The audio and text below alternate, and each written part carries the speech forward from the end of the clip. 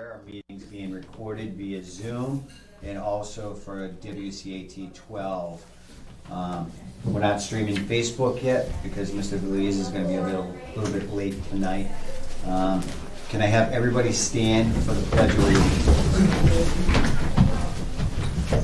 I pledge allegiance to the flag of the United States of America and to the republic for which it stands, one nation, under God, indivisible, with liberty and justice for all.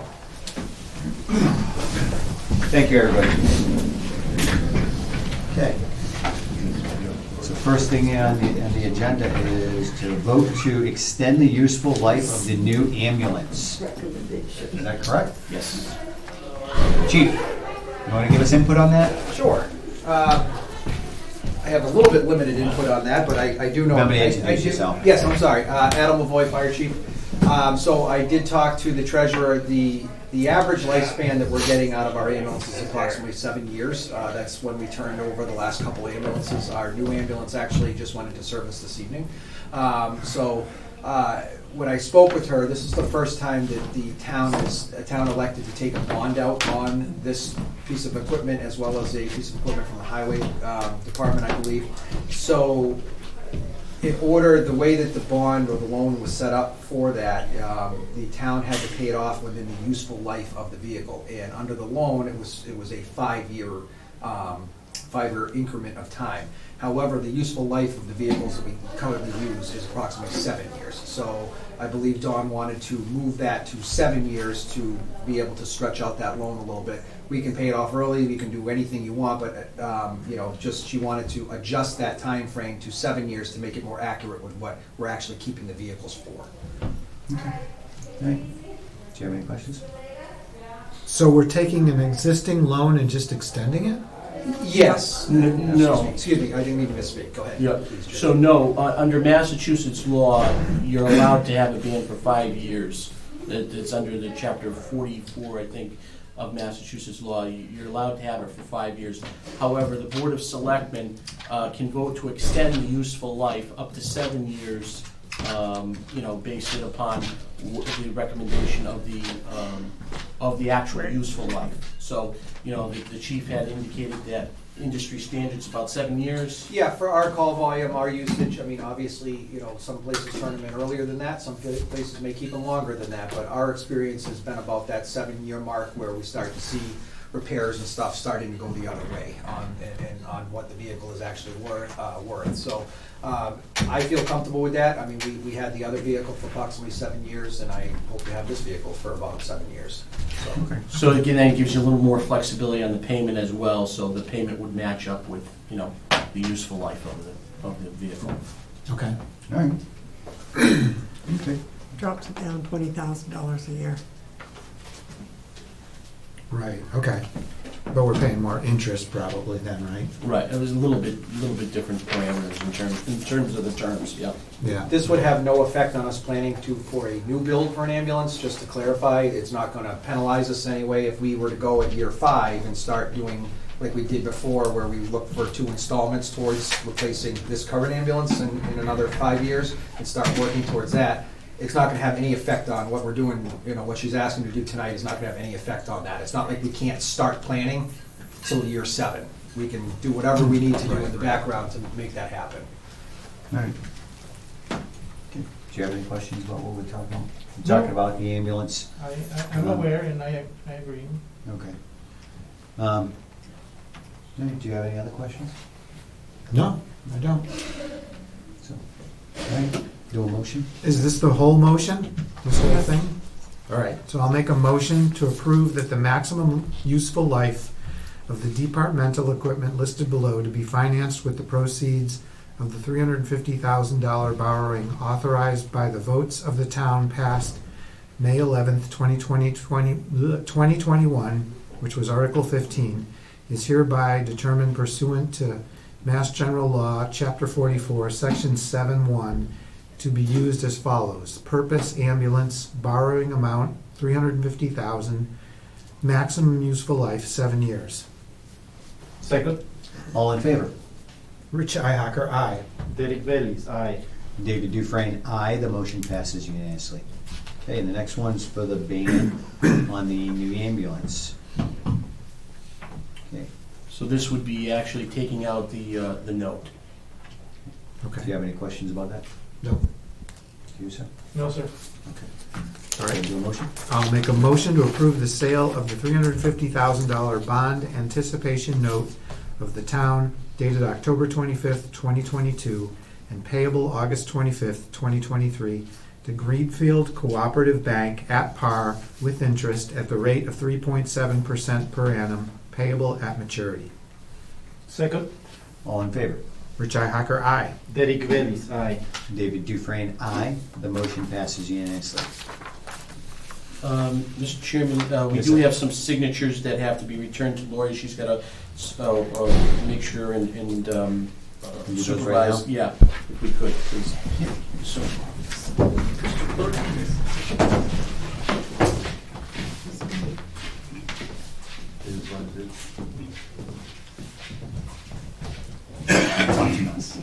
Not me. Sorry.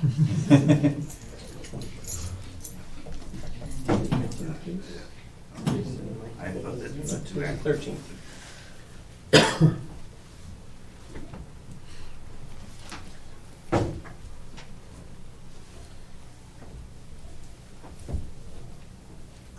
Have you signed right here? This is index 1, this is Just warm index up? 2.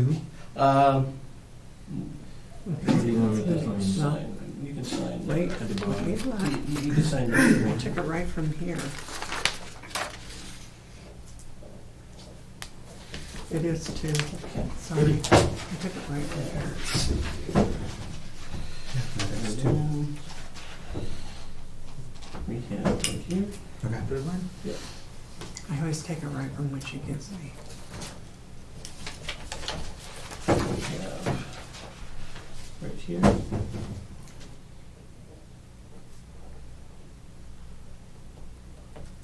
Okay, and we have.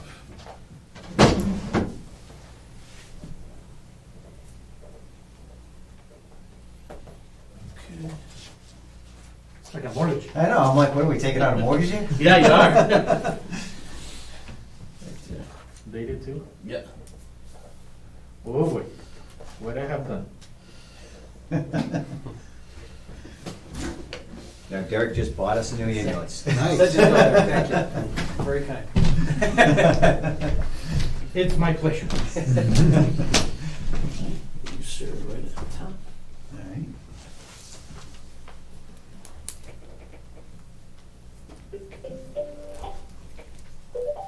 And then I think that's, yep, right there.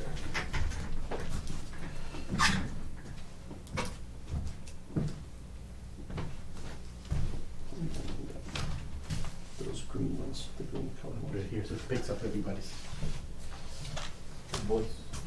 What are the blue ones for? Just the clerk. Okay. Just the clerk.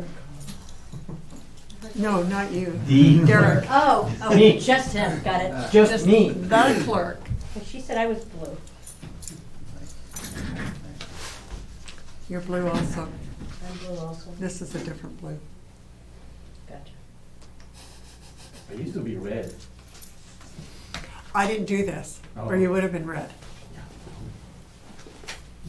That would have been green. There we Oh, go. one more. Green.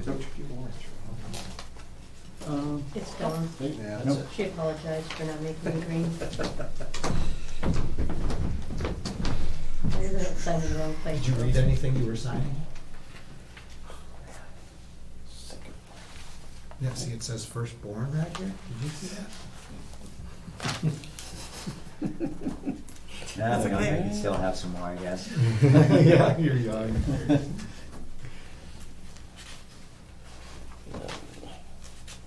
The green ones. The green one. All right. Sorry that you're seeing all this. This is kind of sometimes clerical stuff got to be taken care of as we go.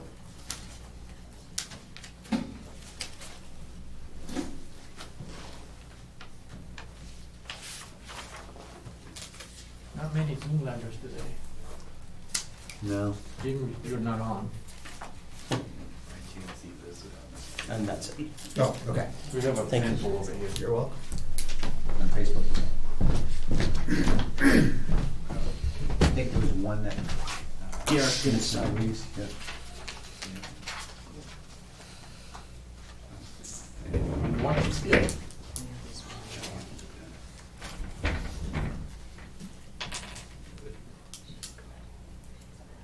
Oh, you're gonna be signing a lot soon too, right?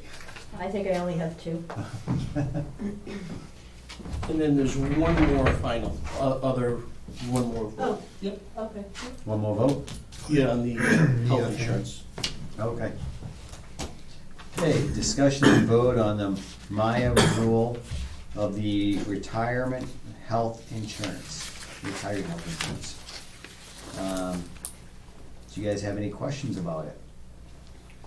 No question, but a comment, it's MedX 2, not MedX 1 in the motion. So the retirees will be receiving no increases to the health insurance, retiree health insurance this year. Okay. Does So that it's happen? just a standard Just staying renewal. the same. Staying the same. That's Yeah. amazing. Okay. All right. Do you have any questions, sir? No, sir. Guess we can do a motion. All right, I'll make a motion to approve the renewal program from Maya Health Benefits Trust for the MedX 2 with PDP product for town retirees. Renewal is at 0 increase to premium for the term from January 1st, 2023 through December 31st, 2023. Second, All in favor? Rich Hacker, aye. Derek Bellis, aye. David Dufresne, aye. The motion passes unanimously. Okay, Thank you. you're welcome, sir. Thank you. Sign them at my desk, put the seal on them, lock them up, give them to Don and Monday. Those are my orders. Thank you, ma'am. Okay? Have a nice weekend. You Thank too. you. Okay. Possible vote on acceptance of the $10,000 grant from the Mass Emergency Management Agency. And I see you're back there, sir. Yes, I'm hiding in the back. Is this your doing? Yes, well, I applied for it. Want to come on up and talk about it? I guess so. Don't be bashful. To break the mic. Hey, please identify who you are and what you do. Okay, I'm James McKeon, the Emergency Management Director, Town Employee, CERT Director. Jack of all So, trades. yes, many hats. So I applied back a couple months ago, as we were talking, getting in compliance with the levy in Westmore and stuff. This grant came up. It's a combination of two grants that we usually get through the emergency management. The MPG grant, which is the emergency management grant we get yearly. That's usually around just under $3,000 we get. Okay. But they combined that and the CCP grant, which is Citizens Corps grant, basically because we get that because we have a CERT team. And they offered that up to $10,000. So I applied for, I'm thinking, I did the application out for 2 6x10 trailers, one for mainly put flood control equipment in. Okay. And one for kind of all around town use, some CERT stuff, elections, we needed to transport the election equipment. And basically, anyone wanted to transport equipment inside a trailer. Okay. The thing is, I want to go over with the registration, registering them. Once they got Yeah. approved, is that what process that has to follow? Once that comes to, just talk to Mr. Farrar and he'll help you Okay, out. that's, well, okay. Yeah. So you put in for the $10,000 grant, and you got it. Yeah. You guys Awesome just, job, good job. It's always good to get money in, you And know. that's Get grants. a competitive grant, that's the competitive one, Yeah, so. good job. man. That's one of the biggest ones I've ever gotten through emergency management so far. We usually end up with 3,000 or so. Yeah. But, and that one will be, the next EMPG grant is actually out too, which I'm gonna start that one next. And probably try to get the equipment, to fill the trailers more. for Okay. Sandbags, tools, flood control stuff. For the levy stuff. But yeah, Good. Awesome. That's good, because we're talking about that stuff too. yeah. You know, we gotta start working on And that. it's, yeah, we can sit down and plan some more stuff or, Order some sandbags and yep. yeah, And, get us in compliant with that part. So, very good. Did you have anything else to add, sir? That's pretty much on that. I just starting some quotes with the trailers. One company was, it's,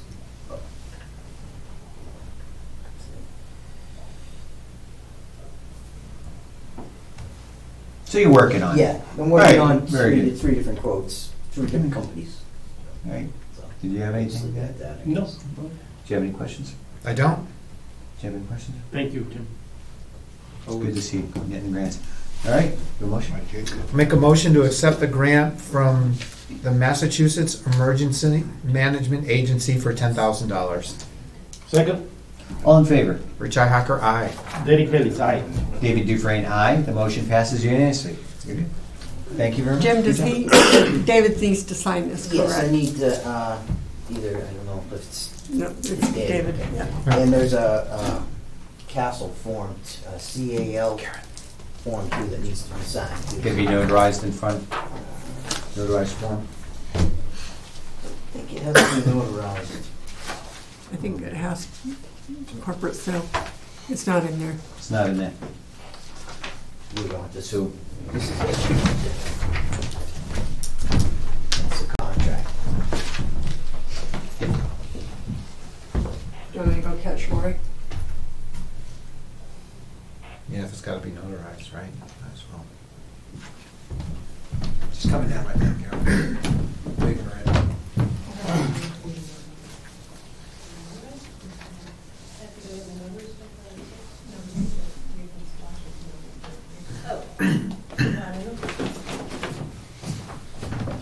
yeah, I don't think this one has to be notarized. Never mind. That's that one. One in, one out. That's just me, right? Yeah, that's if you wanted to assign somebody else to monitor the grant. Who would be authorized to sign on behalf of the grant.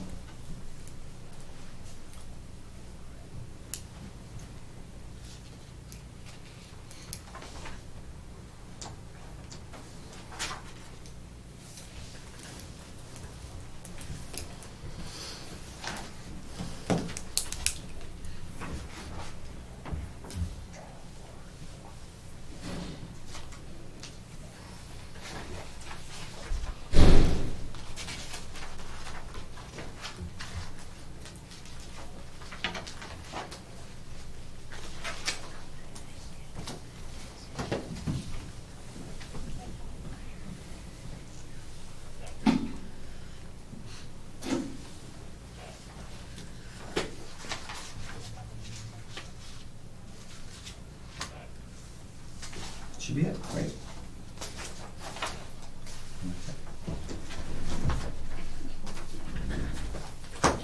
They make those lines any smaller.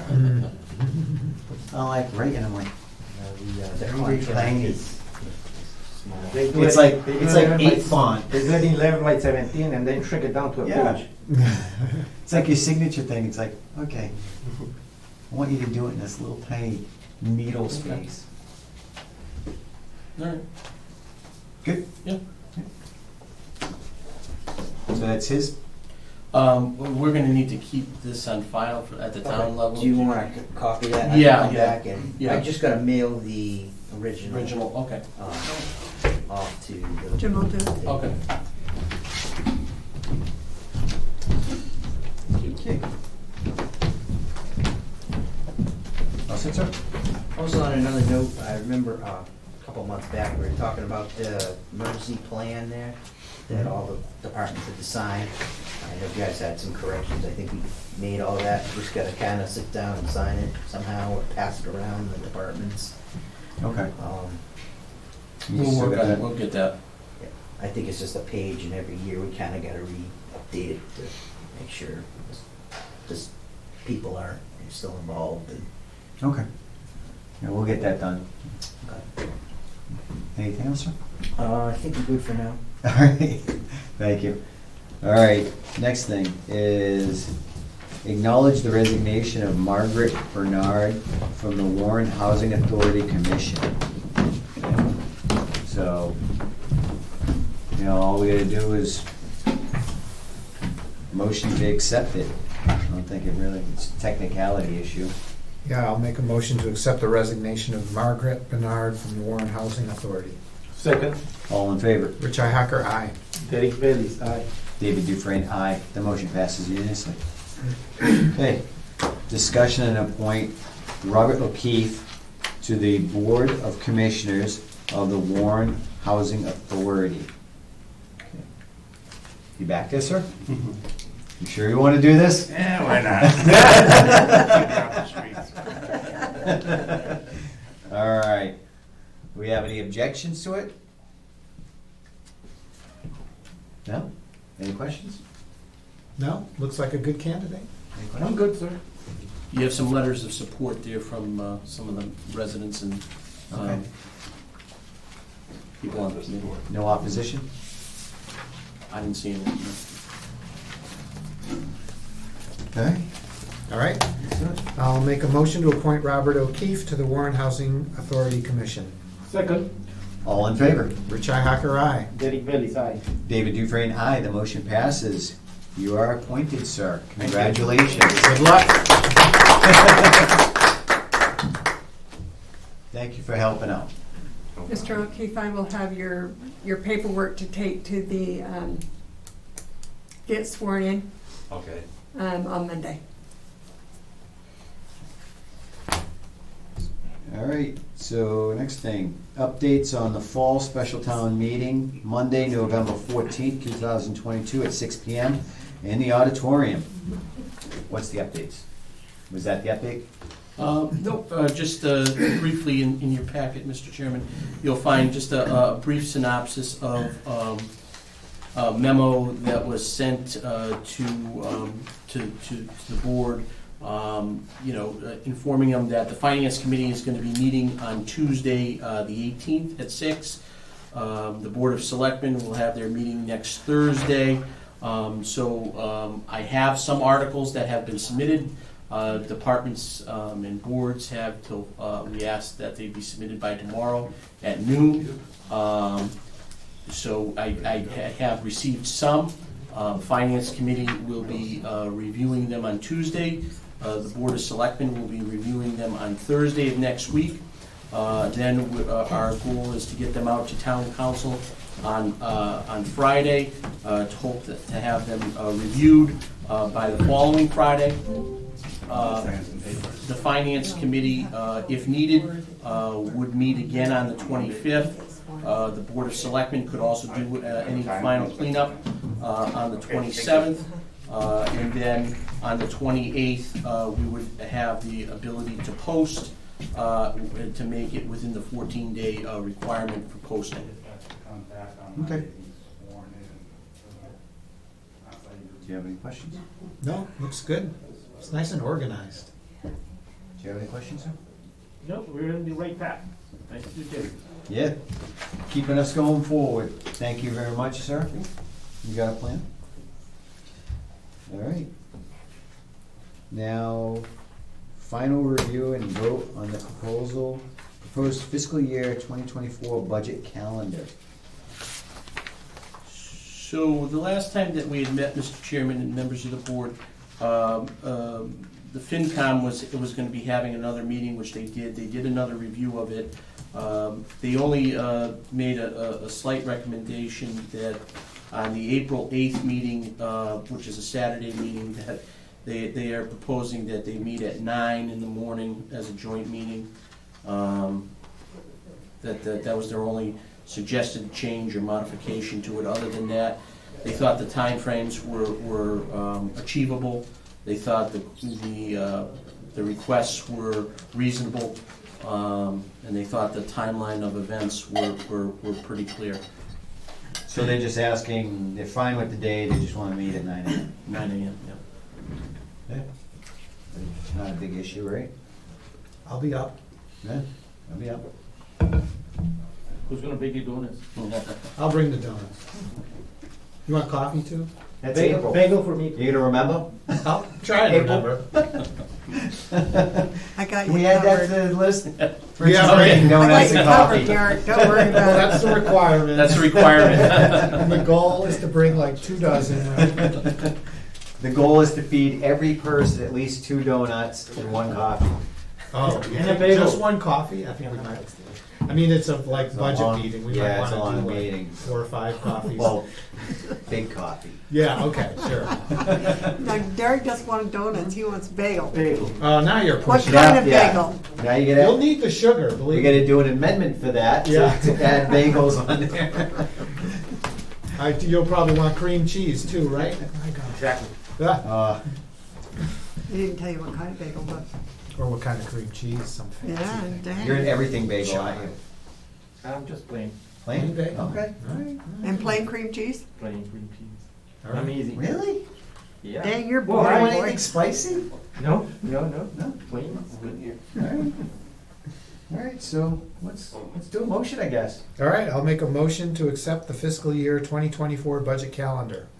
Second, All in favor? Rich Hacker, aye. Derek Bailey's aye. David Dufresne, aye. The motion passes unanimously. We're accepting the budget calendar. Thank you very much for Thank your you. work, sir. Donut amendments. Yeah, yeah, you can just make Bagel those amendments. amendments. And the bagel The amendment. bagel amendment, yeah. All right. So, review and possible vote to appoint applicants to serve on the temporary police station lease review committee. Okay. So we have our Finish the motion. original applicants, Because we have to. which we is have to- Chief Mallette, Chief LaVoy, Mr. Jim Dusty, James Ferrara, and Mr. Joe Conrad.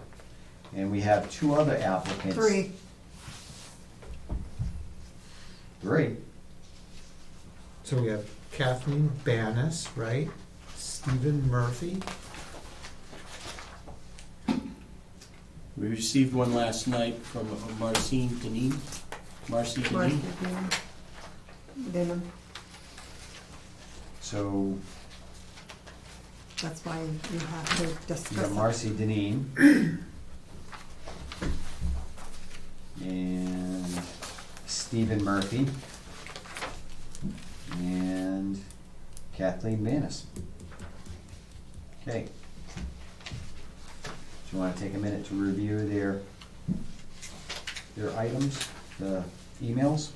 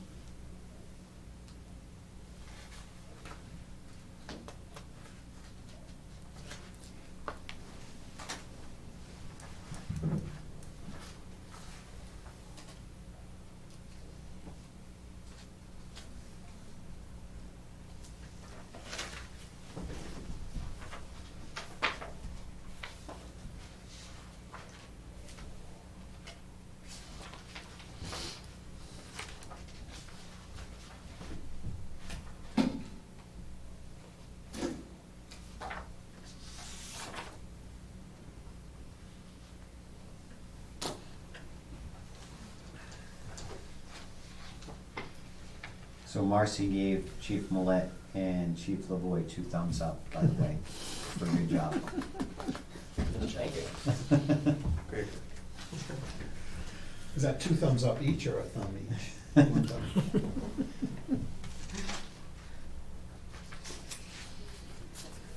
Does anybody know any of these people? And do we have any of these people on Zoom? We do not, we have no one on Zoom.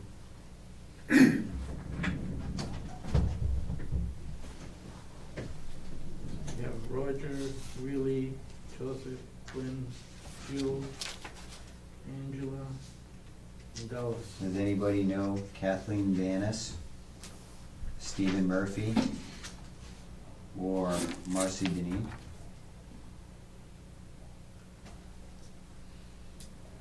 Just name in passing from town. Yes. The citizens, Yeah, nothing. nothing, no involvement in them in any way. Put it this way, I haven't had an issue with them. Okay. So, we could do one of 2 things. Take the first 2 Yeah, that's- that applied. Yeah. I do like the fact that Mr. Murphy is a carpenter by trade, because that gives him the knowledge to structurally look at a building and see what has the best bones for what we need. And then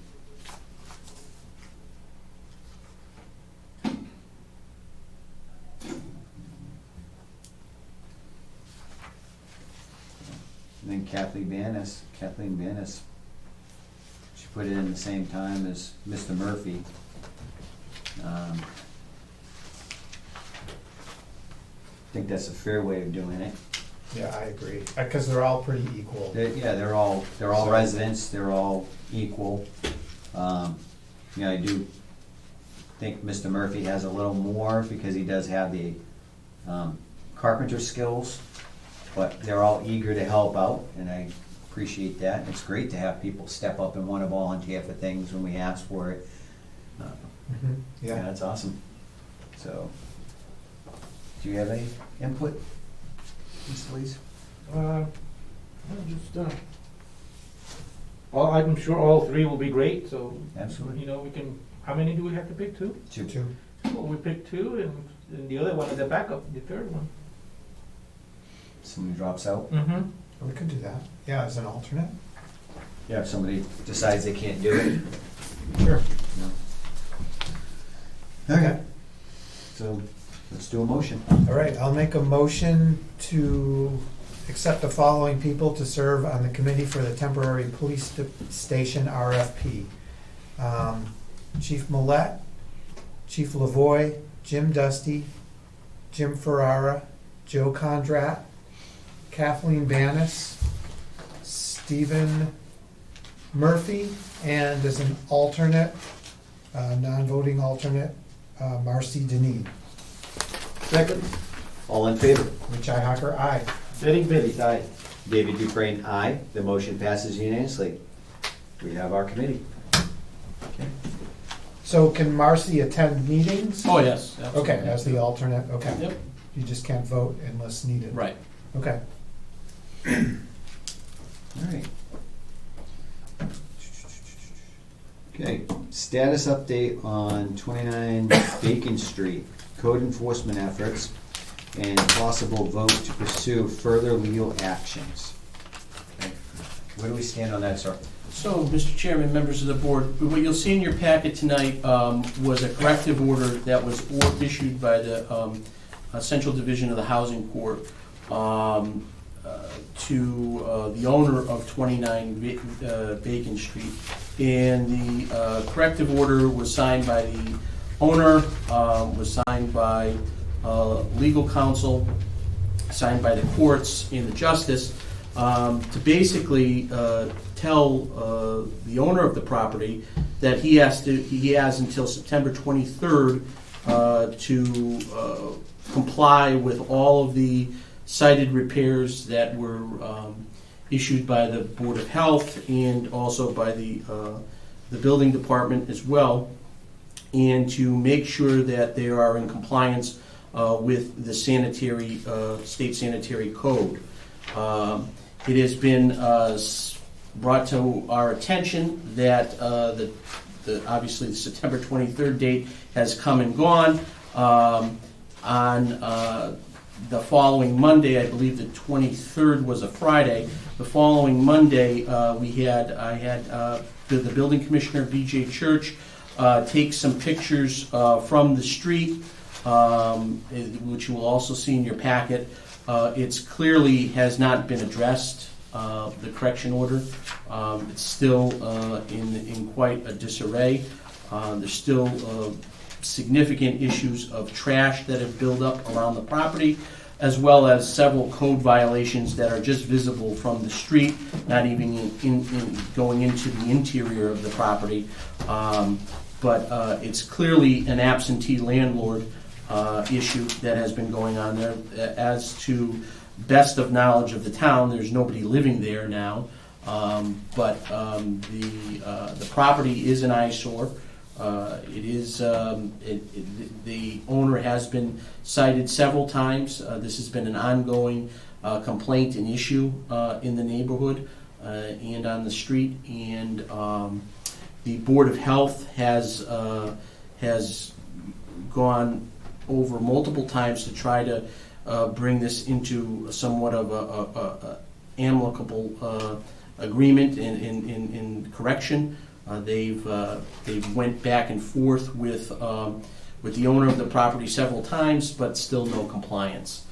After consulting with town council, the next step would be to have town council go into court to appoint a receiver, and the receiver would then be responsible to bringing the property up to code, and the owner would have the ability to either pay the receiver's fee, the bill, for what it costs to bring it back up to code, or the receiver would ultimately foreclose on the property and have the property. Okay. Sorry, Question, sir? explain that again, the receiver, So the receiver, if it's a court-appointed receiver, would be appointed by the court, and the individual would be responsible for the correction order, bringing the property into full compliance, so that the trash, any code violations, whatever was cited would have to be brought up to code, and whatever the costs were that the receiver incurred on that, there would be a bill that would be generated. Now, the owner of the property has an opportunity to still redeem. It would have to pay the receiver the cost of doing all of this work in front of the court, and 9 times out of 10, the receiver doesn't pay it, and I mean the owner of the property doesn't pay it, and the receiver then forecloses on the property and ultimately has the property. so is the receiver a builder or a carpenter, or?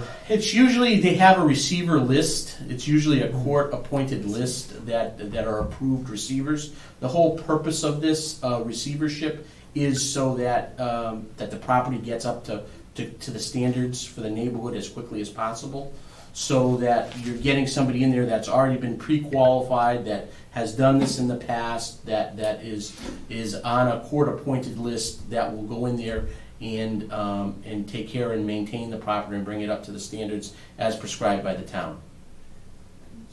Okay, so this seems like it's gonna cost a lot of money. So what if they don't find anybody who wants to do it, right? Isn't that a possibility?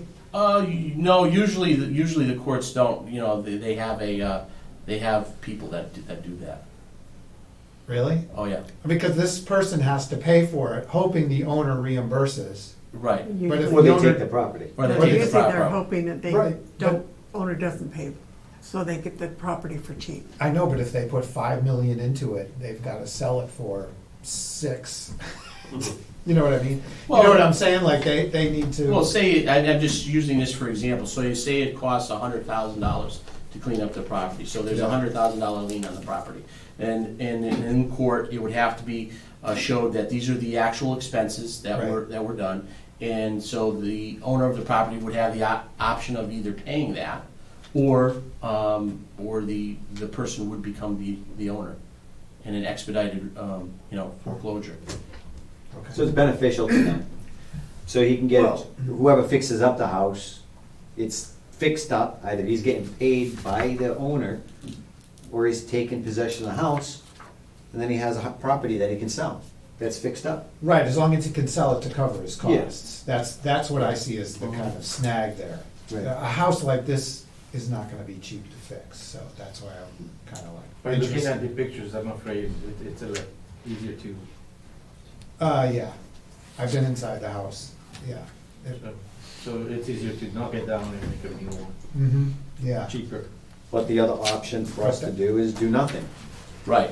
Well, Then, no, yeah, I don't agree with in that. which we but I'm can't just- do, we have to do something. I'm more interested, this is an interesting process, that this Yeah. person is willing to do this, or there are people that are willing to oh, yeah, it's commit very, this money on a, the receivership program is designed to help communities to try to get the property back up to code as quickly as possible, right? yeah, I mean. So it's- as soon as, awesome. that's the goal, and it doesn't cost the town doesn't have to come up with the money. No, I It's know, the appointed receiver, so, yeah.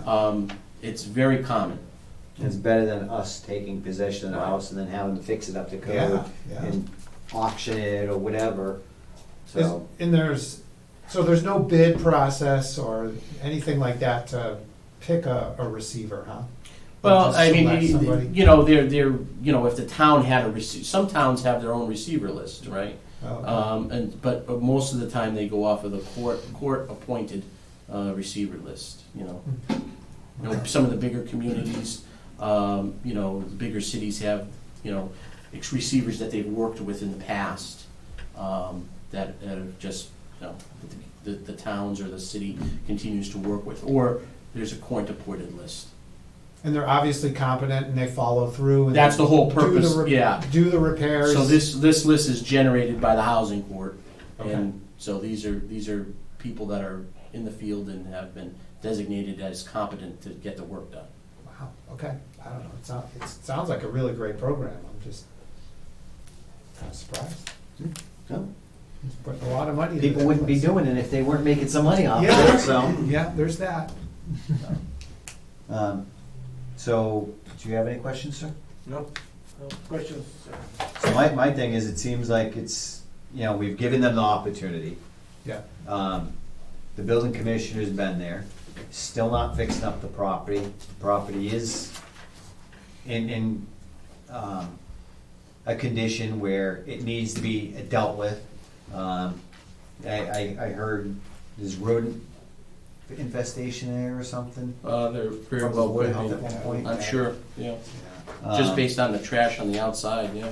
So that's also affecting neighbors too. Absolutely. And, we gotta make sure something's done. It is a beautiful home, and I know there's some history to this home.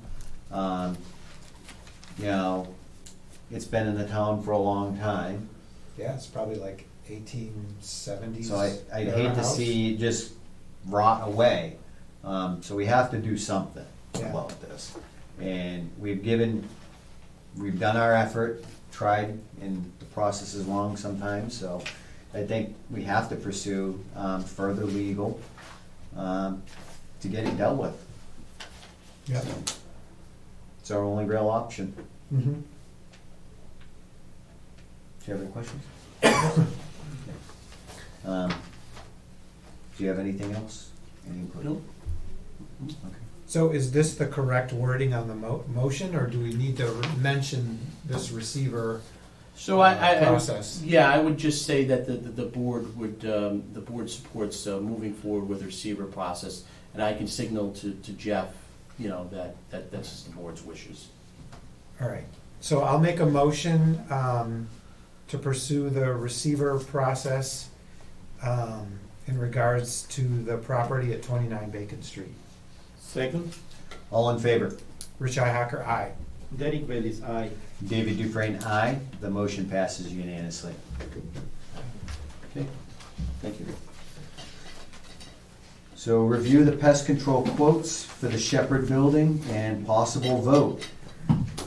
So I know they've been in here looking at the building. I know Mr. Dusty was just looking at somebody else. Did we get that person's quote? You just texted it to me.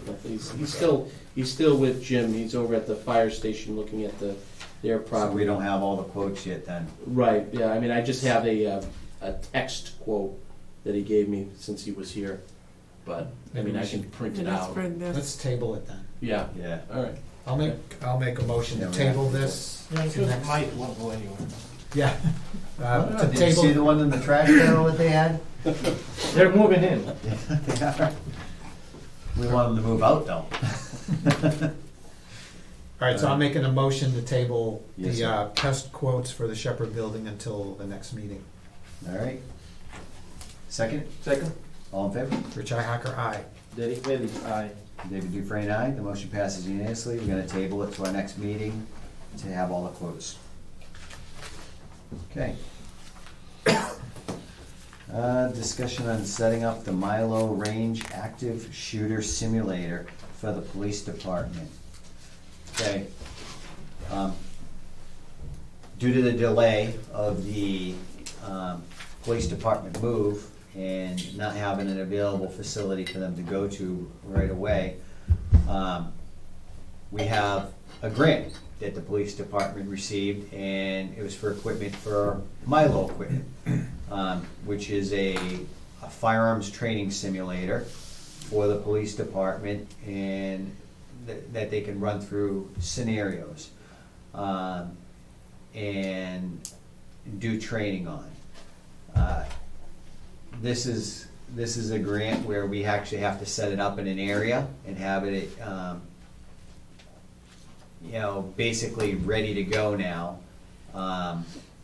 for the police department to complete the grant. Correct, Chief? Correct. Okay, so we have to find some place to set it up.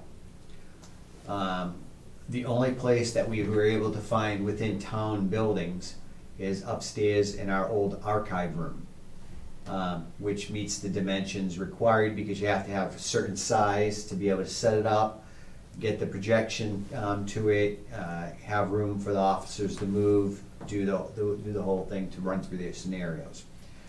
So I know Mr. Farrar and Chief Mallette were going around looking for different places to do it, and the only place that they found was up in the archive room. The archive room has been getting cleaned out with a lot of stuff, but there is some stuff still up there that needs to be cleaned out to make the room available. Okay, so we're gonna have to find other places to put the archive stuff.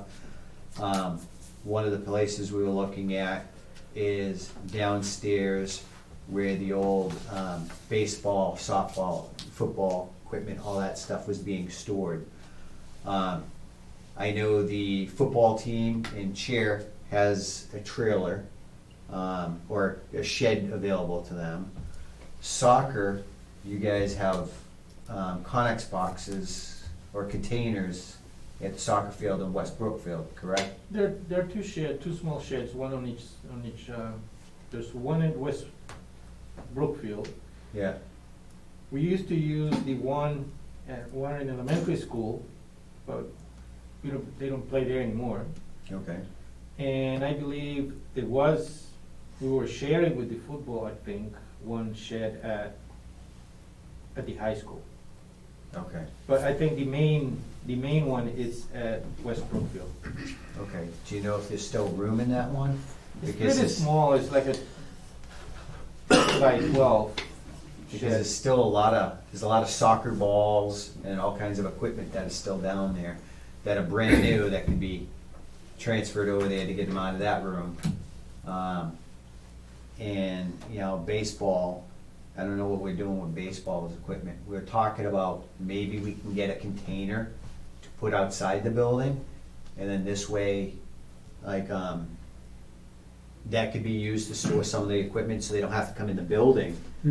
If they need to get their equipment, they could get it outside the building, you can have a key to it and use it there. For the soccer, did Chris Bag responded to your email Not at all. You didn't? No. Okay. I think the easiest is to talk to them and say, hey, come and get all this stuff out. They don't need. A lot of it's been sitting for a really long time. I know. So if some of it's just trash now, we can get rid of it as trash, but nobody's been really using that storage room down there at all. No, they don't use it. And- You know, what happens is that when West Brookfield and Warren merged, you know, literally, I feel West Brookfield like took over and they never even realized that they had this stuff over here. Okay. I will talk to Chris and say, hey, you guys gotta bring the kids, maybe, you know, for the end of season celebration that they do and have all those balls and everything, just give them up to the kids because they say Warren. And because they say Warren, they don't want it because now it's West Brookfield Warren. So, you know, so they don't go to the dump, maybe they don't just give it up to the kids, all the balls and everything. I mean, I don't care if whatever the It's balls their is. equipment, so. Yeah, Mhm. so I'll talk to Soccer about that.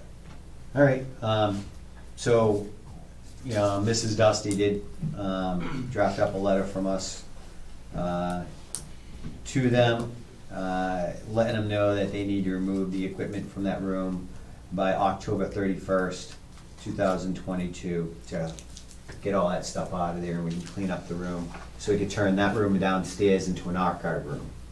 Okay, so that's planned so far. And then we can move that archive stuff down there and move the Milo system in the old archive room, which would take care of that problem. Yeah, okay. Chief, does that give you enough time? I think so. Okay. There you go. Didn't have it out by October 30. All one night, that was about. Yeah. By the end of the year, they want all the money. Did soccer get back about any of the money That's what I was asking. that we Nope. did? Nope. Can you talk to them? I told him, he said, oh, thank you, they're great, you know, they were all excited, and then you asked me for the email, and Yeah, football and chair's good. Football and chair is good. Baseball. Baseball usually uses theirs, Yep. so they, you know, they gotta get theirs. They might be waiting on it a little bit because the season's over, I believe, right, for baseball? So soccer would be nice to do that. you know, the soccer club has, I think, has been in a downside, unfortunately, because the lack of parents volunteering. So, you know, it's like, I have kids, you know, I'm all set, but as kids grow up and go out, you know, me, a Parents parent, move on. I don't have anything to do here, and they leave, but there are no new ones. Mhm. So they're going through that process of trying to get parents excited about it. Whatever happens, I'll personally get in charge of the equipment for soccer, so don't worry about that. Okay. And I can't say the same thing for the money, but for the stuff over there, I'll do it. Okay, very good. All right. Okay, sir. So, that's what we're looking at, and if you guys are all good with that plan, we could just move forward with that then. Yeah. By the way, what does Milo stand for? Remember now. Chief, you're on the spot. No, I remember. It's basically a firearms training simulator. It's like a big projection screen, and you utilize, do they use their duty weapons, or they have No, it's, supplied air? It's all supplied with the equipment, because it's Okay. interactive with the screens and the computer system. Yeah. Is it laser, or does it have the air hooked up to them? I believe it's laser, because afterwards, when you go back and review everything, it'll show you Scores. exactly where the shots were. Yeah. So in the Marine Corps, I was actually a firearms training simulator, what we called it the FATS machine, which was firearms training simulator. And ours were actually hooked up to compressed air. So when you fired the weapon, it would put your shot on where it was on the target. Okay, say a scenario where you're doing building clearing or whatever. It would show you where your actual rounds are hitting, but it would actually cycle it with compressed air. So you'd actually get recoil from it too. So, Yes. but it was hooked up to an air tank. According to them, it's multiple interactive learning objectives. Yeah, You got it first. I was trying to Google it. yeah, that's it. Me too. but- Multiple but interactive a learning town in Maine, objectives. a town called Milo Objectives is came up. Milo. It's like, that's not it. You're putting a whole town in that room. All right. So we got a plan. Let's make it Okay. happen. Alright. Thank you, sir. And that's gonna be enough time for you, chief? I think so. I just gotta make sure that I can get the Milo, the guy that's gonna install all of it down there. Okay. I know we can, I don't think it's, Dusty and I get in there, we can probably have it cleaned out as long as we have someone to put it. That's, The court volunteers are gonna come and help too. Are they? They will, nice. Yeah. There is some stuff in there that needs to be preserved. There are some veterans' records that are in there, from like, was it the 1917? Yeah, 1912. So there's a bunch of stuff in there. We found some stamps that we probably, well, we can't use now, but they were 2-cent stamps. They were beautiful. Yeah, look good. Wow. So that stuff probably needs to either go to Sylvia Buck or the Veterans Council to preserve. Okay. So, and then gotta get with the other departments, kinda have them go through their stuff. I know there's a lot of stuff in there from the assessors. That stuff needs to be cleaned out. Whatever needs to be shredded should be done so. And then And if needed, we The- can get shredded to bring one of their big bins, not the machine, just a big bin. And I know I've said this many, many times when it comes to cleaning out this building. There are a few more Christmas trees in there that could probably find some homes. It's like Christmas trees are everywhere in this building. Still? Still. After And all- how many did they throw out? Quite a few. I'll probably fill a dumpster with Christmas trees. Jeez. Look at it. Those in that room those used to be in this hallway. Okay, So those were actually for this building. all right. So then those are what's known as Carrie's trees. Carrie's trees. Yeah. Those might be someone's that worked here. Okay. So we'll figure out who they belong to and, Carrie said- locate them somewhere. Yeah. All right. Okay, discussion and possible vote on the use of the American Rescue Plan Act funds awarded to the town. Okay, so we're looking at grit screw for the balance of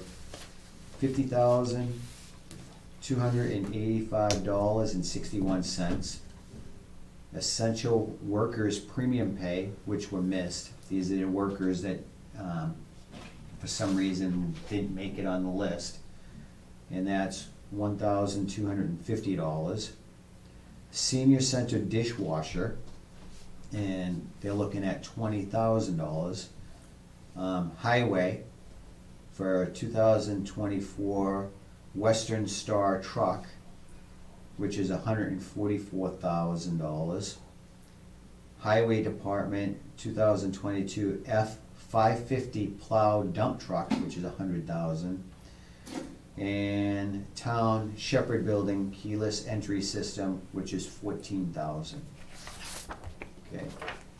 The dishwasher, did she, she gave us something on that? Yeah, quotes in there. Quotes, so. Actually, I think it's. And was she asking us to pick a dishwasher for her? No. Or is she just looking for the money? This was, the figure of 20,000 is an estimate, based on the quotes that she had provided. She's looking for a specific type of dishwasher, one that, does not use chemicals, that's a heat-dry dishwasher.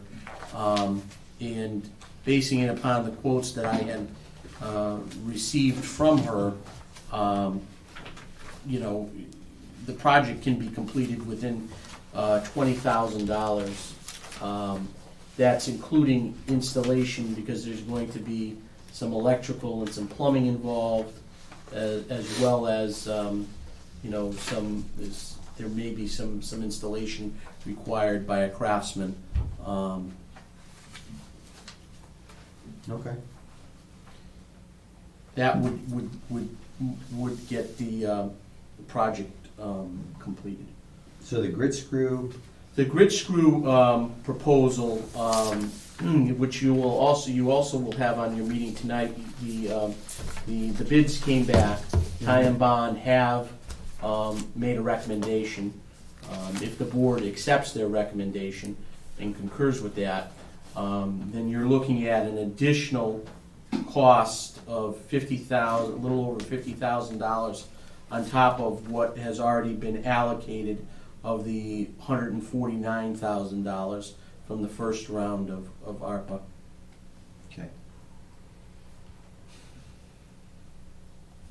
And the essential workers is no-brainer. Yeah, those were missed. I mean, that is a figure of a one part-time person, which was at $1,000, and then kind of a semi-stipend person, which was customary what you did for the fire department at $250, because the person worked less than maybe 10 hours or so. So that would take care of two individuals that were missed. All right. And then the keyless entry? The keyless entry, there's 3 quotes in there in your packets. That includes an ID card with the printer, as requested by the board. There is one company in particular that had submitted a quote that actually works with our IT company. Yeah, that's security and fire integration. Security and fire integration. They are not charging a hosting fee either. So they would be able to work with our current IT provider to not charge that fee. That is their, basing it upon all the quotes that I've gotten. I believe that we could get the project completed for $14,000. That would include the ID cards for employees. Their quote would have 3 for fire integration system. That would be for 3 doors. So it would be depending upon if the board wanted to do just 2. Maybe you could save a little bit of money. If you wanted to do 3 doors, this and then the back. Yeah, we do all 3, because we're doing it. Yep. You still got employees that go in through that back, and, that's the door they rely on. Wouldn't make sense to just...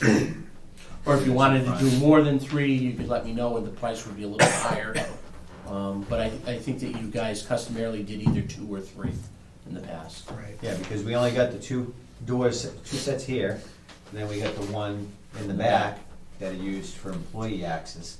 The You've rest got of the them, gym. huh?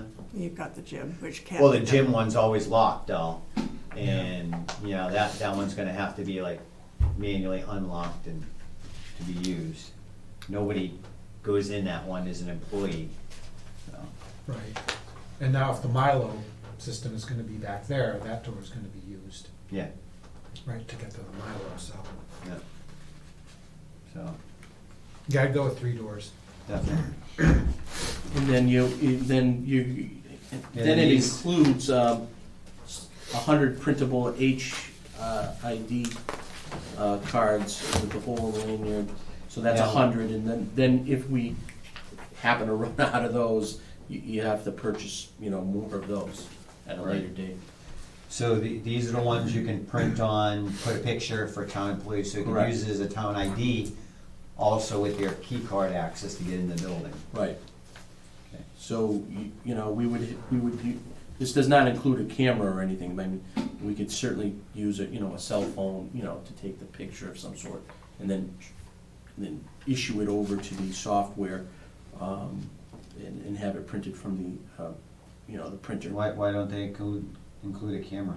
Because it's usually a camera attached to it, so when you take a picture of the person and you put that right on your computer That's right screen. here. Huh? Camera 400? Oh, yeah, it's got a camera. It's got a camera, yeah. Yeah. It's one of them didn't have a camera. Camera 400, yeah. Is that the? Security one. Yep.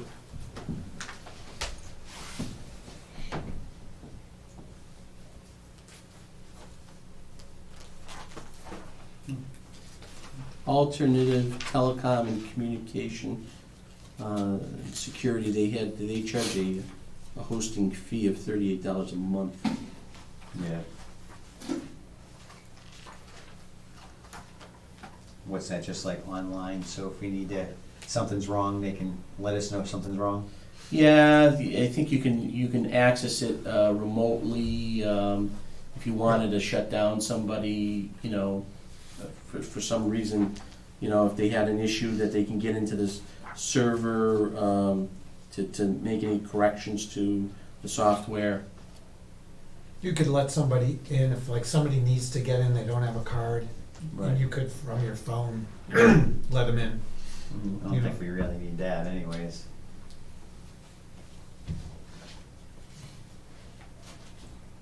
Well, is the security and fire integration one, is that also the same? Is that gonna be the same thing, remote access like that? They said that you can go it by the networked connection in the building.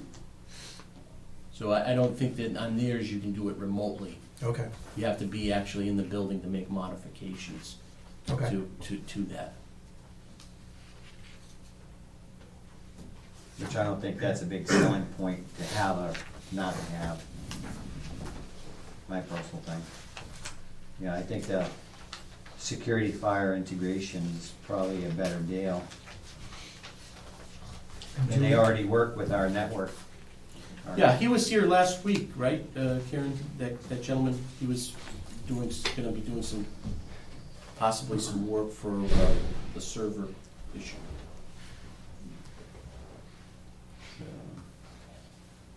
And for $120, I would run the cable to the gym door. I mean, it's nothing, Yeah. especially for the percentage of the rest of the job. Yeah. All right. Is that on here to vote on that separately somewhere, or is that just we're gonna do that now Just when the we last accept line. this? Oh, to pick one? Yeah. No, well, we can, Are we picking one tonight? You certainly can, if you choose to. Yeah, I'd like to get this done with.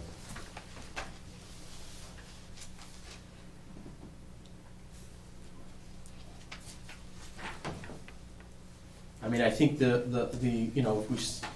for this project, I think we can stay within the 14,000, and get a completed project based on the quotes that I recently received. All right, and then highway. Why does your equipment cost so much? Jeez. Sorry. So, on the highway one, the Western Star, Jeremy has money that was approved at the town meeting for $125,000 that is already in reserve for the Western Star. This would complete the project, so we wouldn't in the future have to worry about going to the townspeople to either raise and appropriate or to take free cash. This would clear out the project, complete the project, get the Western Star online as soon as possible.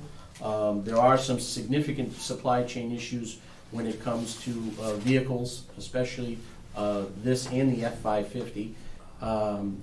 This would expedite the process a little bit for them to be able to complete the project, and you wouldn't have to come before town meeting again to ask for a second allotment. Okay. Some, And the second allotment is rising rapidly, so the Yeah, sooner all we the lock prices are this going in, the up. better. Mm. Because in 6 months, the price went up a lot, and it's gonna keep going. okay. And what are you gonna use the trucks for? Everything, plowing, fixing roads, everything. Right. Do you have any questions? Nope. So for the F-550, this is one of the estimates. The truck is virtually almost impossible to get, based on supply chain issues, and chip shortages.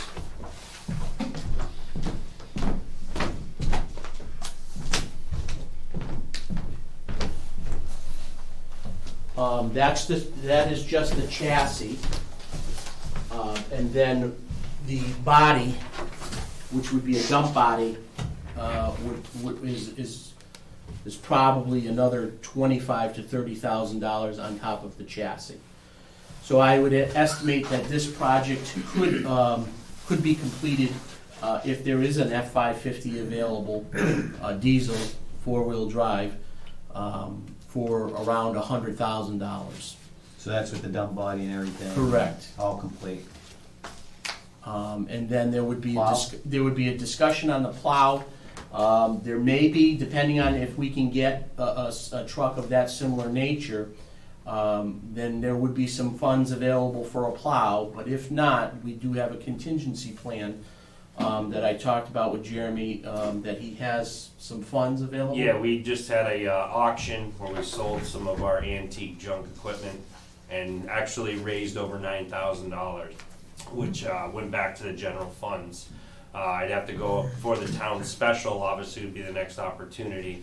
And actually the quote that we got for the plow that we need for this truck or any truck in this class it would fit on, I believe was like $9,124, and we actually got $9,144 in our auction. So there's just enough money in the auction to cover the cost of the snowplow with installation and everything. So Very good. $20 profit. yeah, that's what we figured we made like $21 profit on the, if we buy, but we get a brand new heavy duty road snowplow for our new truck. If need be, that's just, if there's funding That'll available. last a lot of years too. Oh, yeah. Right. You have any questions, sir? Nope. Do you have any questions, sir? No, sir. Do you have anything else for us? So then that would leave a balance of about $329,000 reserved for other future capital projects that may arise. You know, right now, I think that we're going to be able to see a pretty healthy reserve of free cash that is going to be coming down because of the vote that the Board of Selectmen took back in the springtime of reserving $300,000. Plus, I anticipate we're going to see some additional healthy reserves from free cash that had rolled over from last fiscal year into this fiscal year. So I think this is putting the town in a really good position to show to the bond markets we're doing stuff that are proactive, that are thought about, that we're strategically making these purchases so that we would avoid the use of free cash. We would avoid having to raise or appropriate funds on the taxpayers. So I think if we can take a pause, get these projects addressed, and then revisit as other future big capital projects come about, you may want to start looking at some other options that if you wanted to look at a site selection down the road for a more permanent facility for public safety or something like that, or if there's any costs for future plans of that, you may want to look at maybe reserving some of this or pausing on spending right now and address these issues moving forward. And that brings up, basically our fleet's gonna be new. A small portion of it. Well, It definitely Police takes are gonna the be good. pressure off. so. Fire, you're pretty much good now. Yeah, can I just get clarification that we were waiting on that one project that was tabled from last time for the pickup truck, the utility truck, that was passed over. I'm just wondering where that Did we- stands, because we were just waiting for the next allotment to come in. Well, I just oh, didn't yeah. hear it mentioned tonight, that's all, I just wanted to No, make sure. it was not mentioned tonight because Liberty is not on the, not That's on. correct, Yeah, but I right. still am working on the. Yeah, so we're gonna get a, that's Once another. you Yeah, I get have quote. a new one coming. Capital, Okay, I just wanted to yeah. make sure it was Yeah, still in yeah. queue Oh, yeah, that yeah. we discussed, okay, thank you. Yeah. Yeah, once you get your information. Yeah, and everything. unfortunately, they fell off the state bid. The bid we used for the latest purchase of a vehicle that we had, I thought they were still on the list, but when they renewed the contract, they were no longer, and another Chevy dealership kind of bumped them off the list. So I'm just waiting for that one to come back. I'll get that to the board as quickly as possible. Okay. All right, so, you have any questions about this? No? No, sir. Want to do a motion? All right. One single motion for all these? I would do them individually, if possible, if you don't mind. All right. I'll make a motion to allocate $50,285.61 from ARPA to the grit screw to pay the balance of the costs. Second. All in favor? Richi Hacker, aye. Derek Bailey's aye. David Dufresne, aye. The motion passes unanimously. Make a motion to pay essential workers premium pay that was missed, the total of $1,250 from ARPA. Second. All in favor? Richi Hacker, aye. Derek Bailey's aye. David Dufresne, aye. The motion passes. I'll make a motion to pay from ARPA $20,000 for a dishwasher at the senior center. Second. All in favor? Richi Hacker, aye. Derek Bailey's aye. David Dufresne, aye. The motion passes unanimously. I'll make a motion to use ARPA to pay $144,000 towards the purchase of a 2024 Western Star truck for the highway department. Second. All in favor? Richi Hacker, aye. Derek Bailey's aye. David Dufresne, aye. The motion passes unanimously. I'll make a motion to use ARPA funds in the amount of $100,000 to purchase a 2022 F-550 plow/dump truck for the highway department. Second. All in favor? Richi Hacker, aye. Derek Bailey's aye. And that's based on availability. I'm not 100% guaranteed that we can get a truck. Okay, So we're gonna try. all right. So, all in favor? Richi Hacker, aye. Derek Bailey's aye. David Dufresne, aye. The motion passes unanimously. Well, we could always adjust this later on. Correct, we may have to Just- come back to the, yeah, But it's allocated for now. right, it's allocated. So, Yep. all right. I'll make a motion to use ARPA to pay $14,000 towards the Shepherd Building keyless entry system. Second. All in favor? Richi Hacker, aye. Derek Bailey's aye. David Dufresne, aye. The motion passes unanimously. Okay. Then Chief, when you get your quote, Yep, I'll be happy to bring it back, yep, thank you, sir. thank you. All right. Discussion on schedule of fees for liquor licenses. Okay.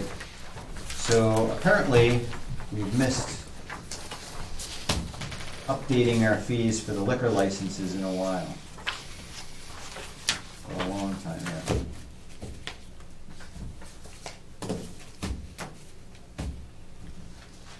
Okay, we're looking at. So the three that I put in your box, ours is about the same as Brookfield's is right now. 500 for liquor license and so forth.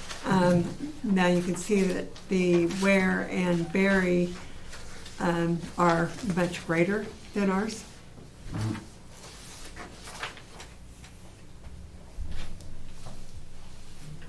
And ours have been this way for about 4 years, as I went back and looked. Wait, where are ours? Ours are not in there, I'm sorry. Oh,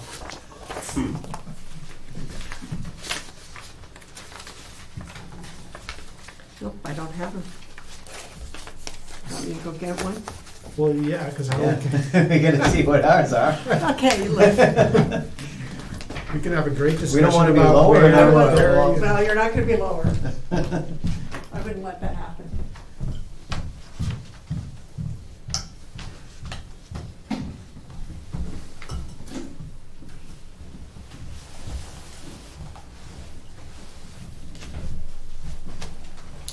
automatic amusement licenses. Is that like a video game or something? Yeah, like a coin-operated Yeah. machine, yeah. Huh. Milo, What? like the Milo? Yeah. Hey, Do you get feed quarters in that? Yeah, how many quarters We do could you raise for some money. the battle? yeah. I'd pay a few bucks to go for a ride with that thing. Remember, it was Somebody's my gotta idea. test it out when it comes in the door, right? It was my idea, I get to go free. Have a video on that. Okay, for your alcohol beverages, whether it's a restaurant, a club, or retail, it's $500. For your common vic, whether it's whatever it is $25. For your entertainment is $75. For coin operating machine is $20. And for Sunday entertainment is $75. So as you notice, all alcohol restaurants is, for Ware is $1,215, and ours is $500. For Berry, it's $900, and for Brookfield, it's $500. Okay, go through each of them again, since you only have one Okay, copy. sorry, yep. For your common vic,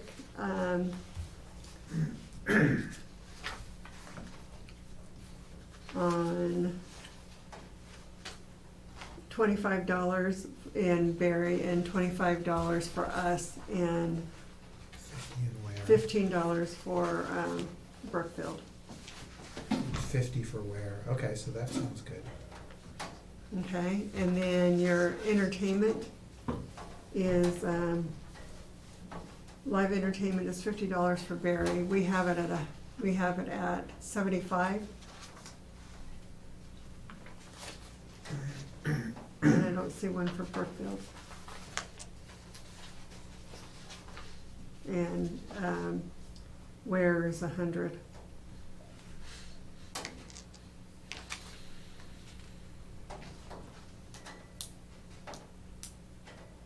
And the automatic amusement is $60 for, and we only are at, for the automatic amusement, we're only at 20 per automatic. Yeah, but Barry, it's $20 per machine.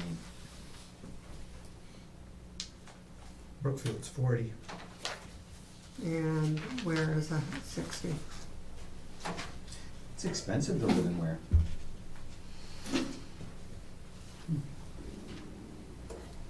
Bigger town. Yeah. And that's why I picked Berry and Brookfield, but then they asked West Brookfield, and I didn't get any answer back from them, what they charged. Hmm.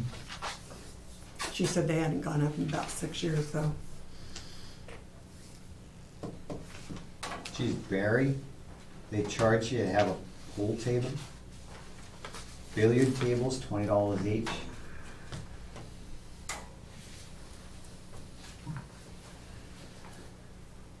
They get you for everything. I think Berry also charges you, if you come before the Board of Selectmen to get a new license, they charge you $250 to do that.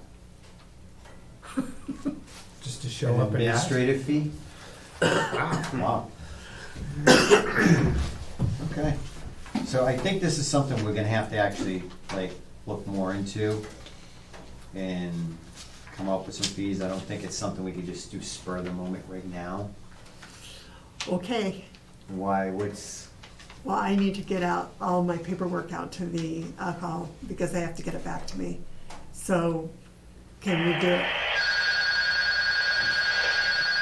Postpone it for until next meeting, the 20th? sorry, I was listening to screaming in my ear here. Could we then table it until the 20th? Our next meeting? Well, how many do we have for licenses? How many different types? Things freaking out, huh? I think Russians. somebody's stepping on the signal. It's Russians.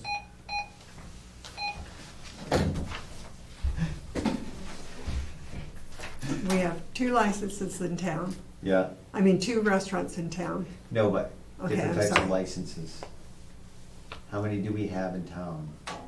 Because I noticed Barry charges you to do everything. Could you make copies of the thing you have? Absolutely. Yeah, so we can look at it? Yeah, this just gives you, Does that this make- is a restaurant one. This is a pub one. This is an Okay. this isn't all of our, I don't have a sheet that has all of them. I couldn't So we find don't one. have a sheet at all. We have what we have charged for a normal pub, Right. and then you just deduct, like for whiskey liquor, you just charge the 500, you don't have all the other ones. So we have to come up with a. We don't list. even, yeah, we don't even have a list of Of fees. every single thing, no, we don't have a list of fees. I'm just going by what I found in their packets. So I can make a list of fees for you and email it to you on Monday. Yeah, let's table it because Okay. this is,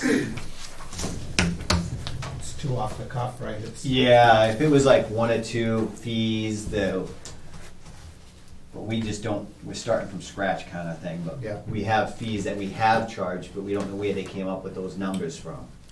No idea. I just know Okay. it's been a long time. All right. So we're gonna table that one. And then,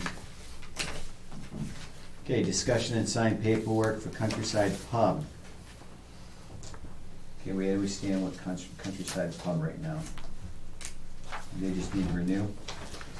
Or because they're transferring their liquor license? They And it's, sold it, right, and it's only a month before the renewals. the renewals, so they would have to pay those fees. Does it make sense for us to charge a prorated fee or just waive the fee for 1 month for them?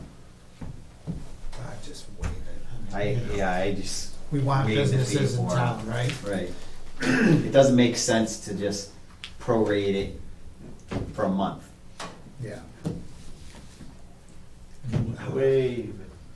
Okay. I'm like, is he doing breakdancing? Wave. Everybody, start over there. All right, let's do a motion to waive the fee for that then.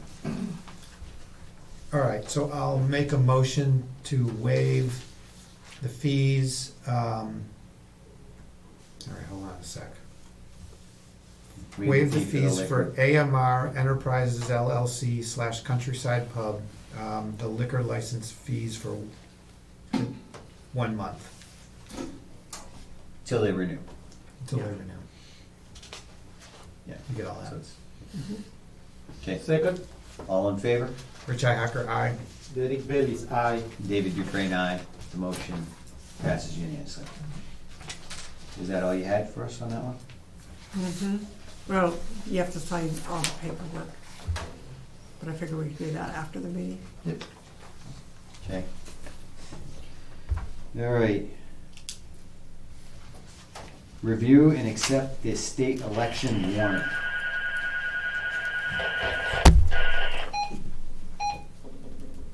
Okay.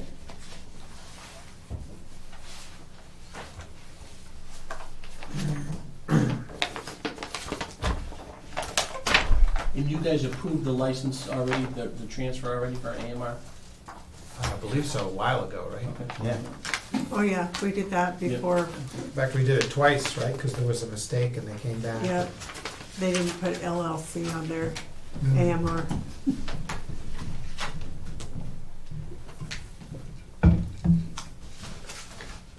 Okay. So, ready for that? Any questions about it? Well, who did this up? Is This is this town clerk. town clerk? Okay. The state, Well, but, okay. But did this come from the state? it came from the town clerk. Okay. So, I mean, without like proofing this, right? I mean, we'll assume it's, Standard. You guys Yeah. vote on it. Okay. Well, everything came exactly from the state except for this last page. okay. Everything else is directly right off the state, Mhm. except for this last page. Okay. So there's really nothing we can change other than No, yes or no, we approve it. Yeah, right. And there's It's a- nothing to prove. It's a or- clerical thing. Okay. All right, I'll make a motion to accept the state election warrant for 2022. Okay, Second, all in favor? Rich Hacker, aye. Derek Bailey's aye. David Dufresne, aye. The motion passes unanimously. Okay. So review draft performance evaluations for professional staff. Oh, boy. Okay, so this is one of the things that we gave you as a goal. So we could start doing evaluations on our employees here as a standardized thing. And then this would give the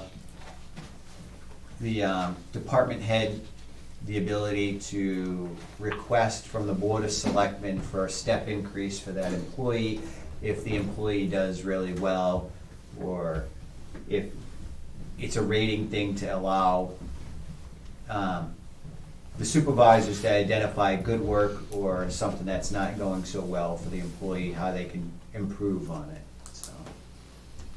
So, sir.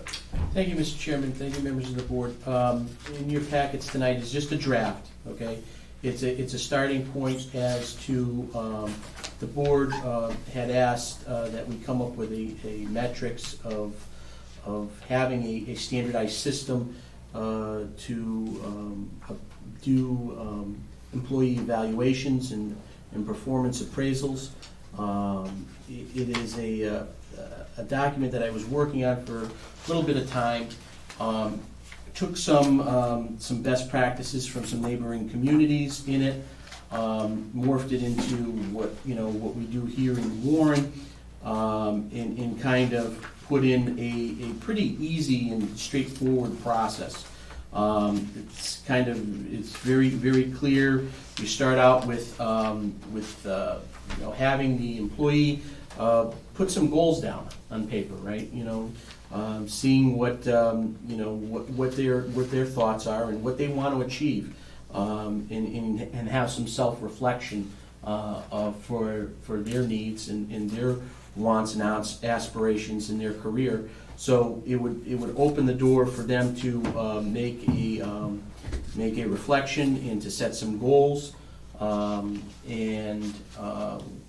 the supervisor or department head would review and comment on those. And then step 2 would be an evaluation of the previous review period, would actually be the performance review. And would look at some of the matrix that were broken down in a lot of professional staff places use is communication and customer service as a key factor. Job related experience, your time and your experience and your knowledge of the position. Quality of the work and productivity, performs work with accuracy and consistency, error free, with few revisions needed. Final product is neat, presentable, professional, thorough, innovative, creative, and problem-solving abilities. And there's a metrics on the side. You'll see outstanding, exceeds expectations, successful, improvement expected, and unsatisfactory. So. There's another section of cooperation, teamwork, leadership, dependability and attendance, and supervisory and staff development. There's an opportunity for the employee to make comments and reflections. There's a section for individual employee goals.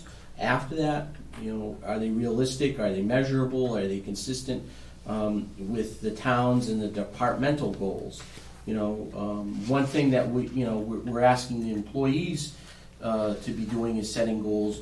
Well, departments should also set goals too. And so we should work in conjunction with the department to move the town forward and the agenda forward of the department and the agenda of the Board of Selectmen, so that we can all move in the same direction towards progress. So this is just a draft for you to look at, to try to think about, make any corrections that you may want, some suggestions, constructive criticism. about it, we'll take them all. I think it's a starting point to look at a more streamlined and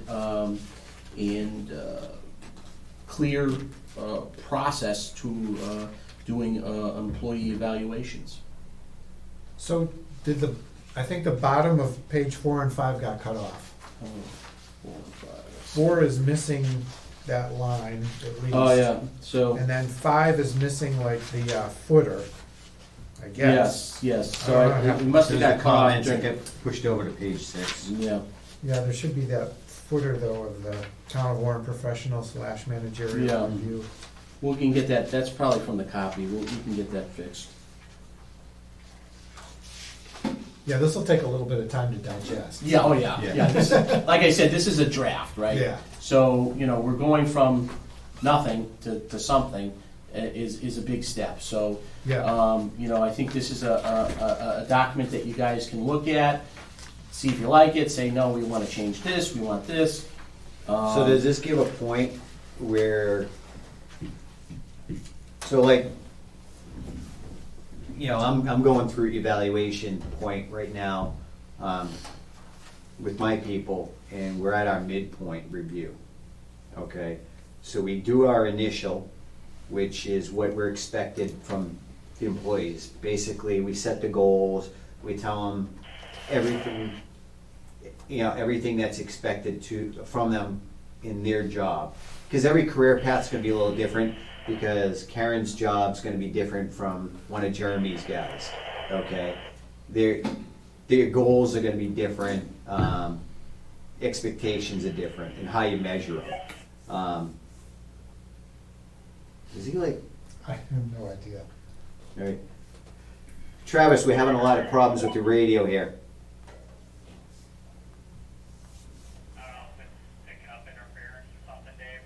Yep, Aliens. aliens. Yeah. Well, earlier you said the Russians. So, we give our expectations and measurables in the initial performance. Halfway through the year, 6-month mark, we give the midpoint, which is how you're doing, where you are at this point, if you're achieving your goals or you're falling behind. And we just basically give you your advice, saying, okay, I notice you're coming in late frequently, for attendance. Can you, I suggest you improve this, make your appointments for days that are there, account for your leave better. So you give your comments on that. So at the end of the year, when you actually do your final eval, you've already put them on notice what they need to correct and how to do better. Because at some point, an employee will, like, well, you only talked to me a year ago, and I didn't get like an update of how I was doing. There was no corrective between there. That gives you a way of gauging them and get them understanding what they're doing, so they can strive to a better final goal. And at that end of the year period is when you put your final comments and all that stuff in there, and you make your recommendations, so. So I think this document would allow for that. You can just set a time, say, if you're gonna start them on, January 1, and then you're going to, wait 6 months and review it on, June 30th or July 1. And, you can take back this document out and say, these were the goals that were set, this is where we were, this is where we see you. You can reassess right then and there, at 6 months intervals if the board would want to choose to that. One other thing that we may want to do as well is also update some of the personnel policy bylaw at the same time to reflect, a little bit more clear definition of performance evaluations, maybe who's involved in the performance employee evaluations, what the time period is. I think in the current policy, it says, they have to be done prior to June 1st. So, you may want to codify it a little bit better or clean it up a little bit better in the policy as well.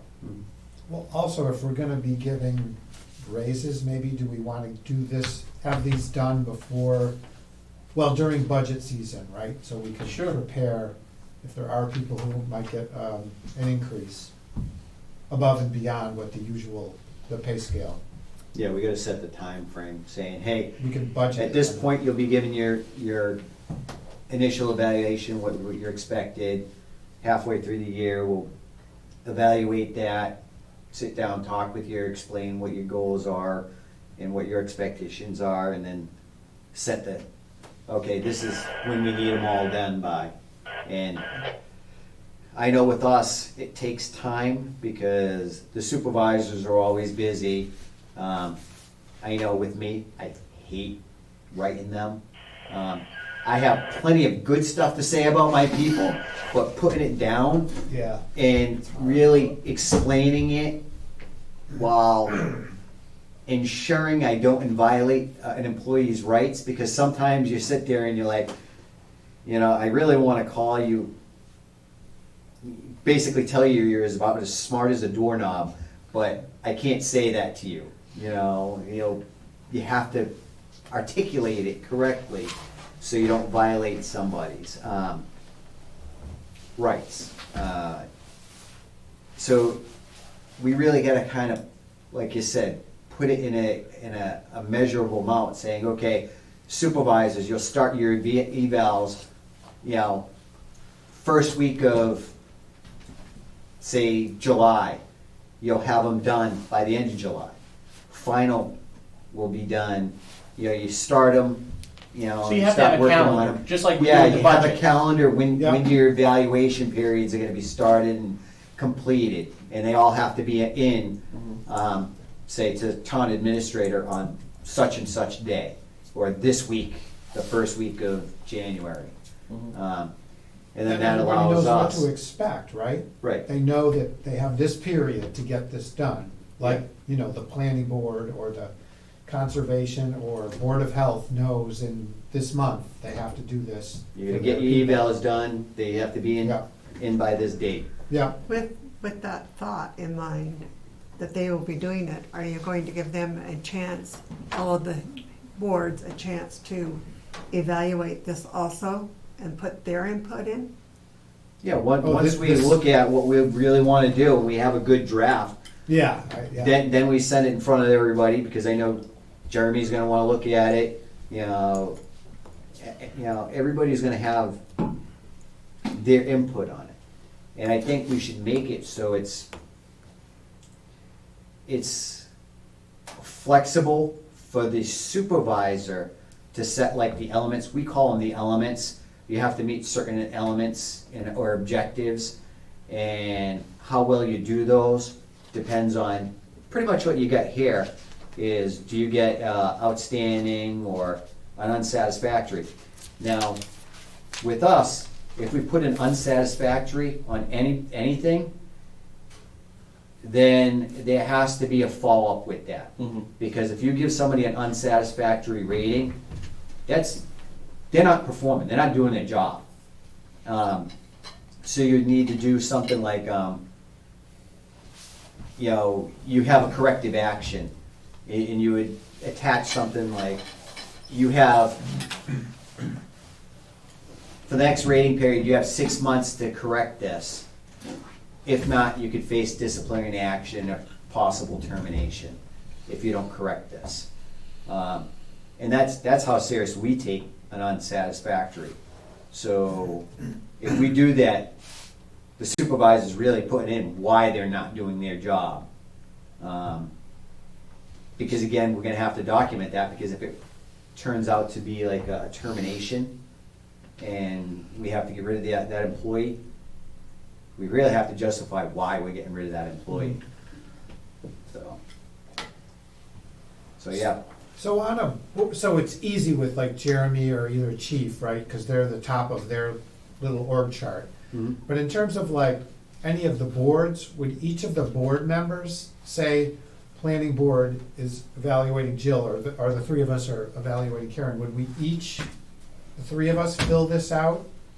And then you maybe give them to you, and you'd sort of collectively take the three Well, it could be done that way. It could be done by the chairperson of the board.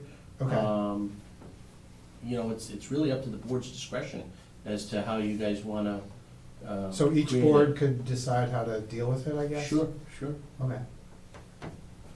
I mean, I'm okay with that, as long as there's some guidelines so people know what to do. Yeah. I mean, I would think like on the planning board where there's 5 people, that I'm sure more than one person is gonna wanna pipe in on things. Mhm. Yeah. Yeah, we're just gonna have to give clear guidance. Clear guidance, yeah. Yeah. I think the most important thing is to really look at this draft and to just see where you want to change things, modify things, if you want to do anything. I try to keep the process as simple as possible, but as clear as possible too.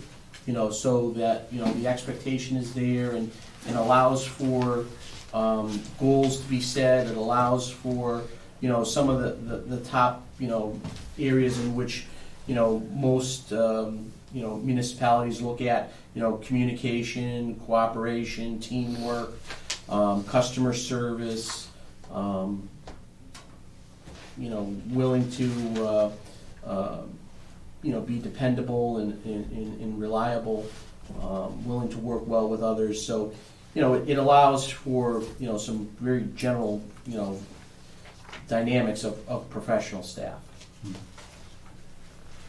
And the comment sections underneath each of them Right, is, so. that's the supervisor's comments. Supervisor's comment, so if a supervisor was to list, you know, an unsatisfactory, you know, what's the justification for that? Right. What would, you know, what's the reasoning behind that? You know, if they were to, you know, list an outstanding, well, they may wanna put a comment there, you know. The comment is, well, geez, this person never called, you know, has worked here for 20 years and never called out sick or something like that. You know, or, you know, something like that really was outstanding, that you never saw before or something. So with us, as far as our rating, everybody is a success. As long as you're doing your job somewhat, you're a success. So under comments, you at least want to put one line of comments in there, how they're a success. Okay? If you exceeds expectations, then you want a couple examples of why they're exceeding expectations. What are they doing to do that? And an outstanding, you really need, our metric is you have to at least put 3 lines of separate comments in there of what they're doing to do that, to achieve the outstanding. You know, it's not just, well, they say hi every day. Okay, yeah, that's outstanding, they do that, but that doesn't rate an outstanding. You know, what are you doing to say that person is outstanding? You know, somebody like Jeremy, like, well, okay, my guy comes in early every day, you know, always on time, and early.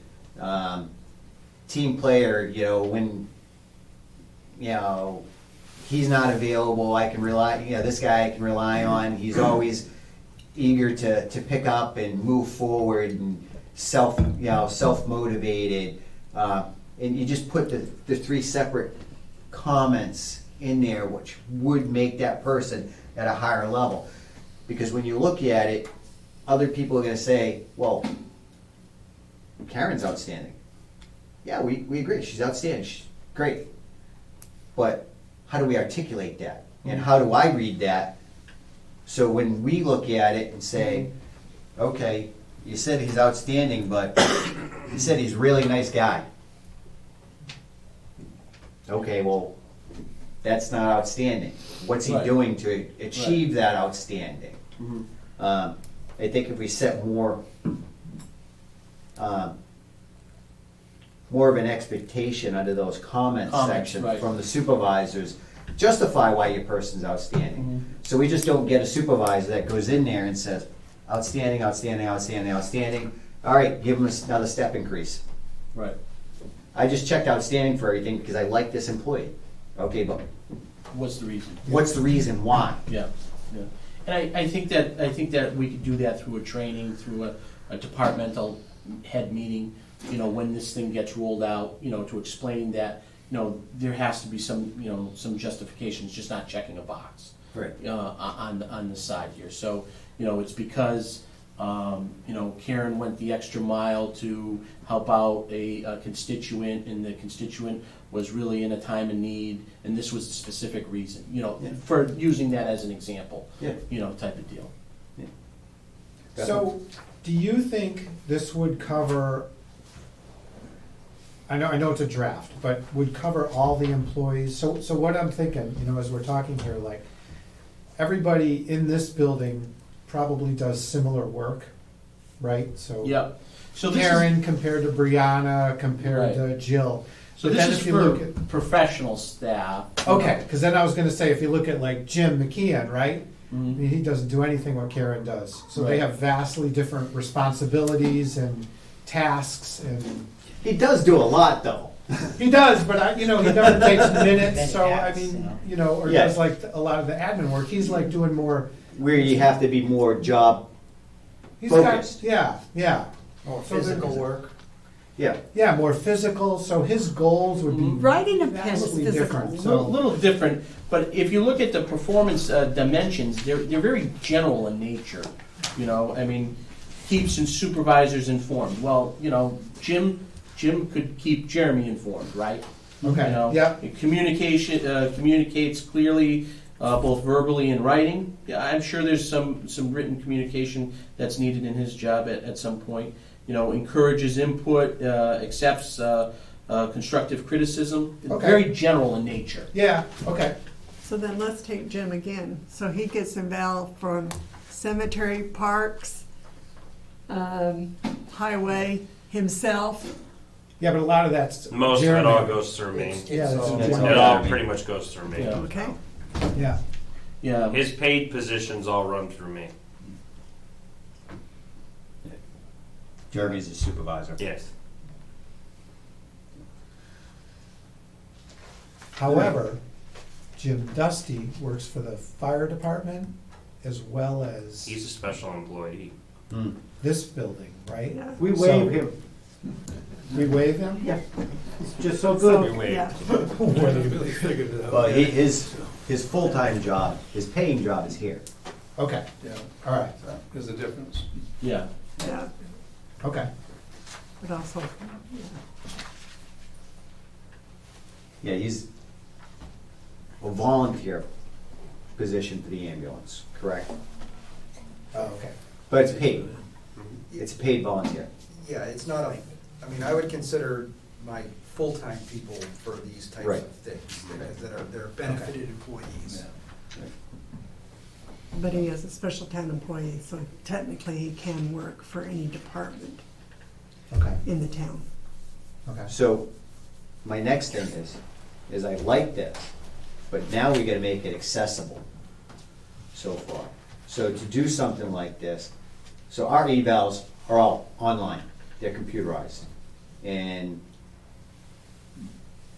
like, we put in all our comments and everything, and then we send it over to the employee, and the employee accepts it, and then they put in their comments, back and forth type thing.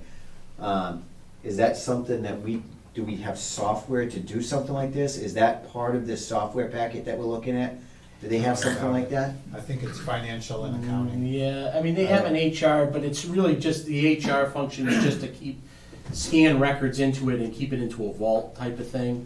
It doesn't really have an interaction thing So- on that. On that is my two techie guys here. Is that something we could put into a digital format to do?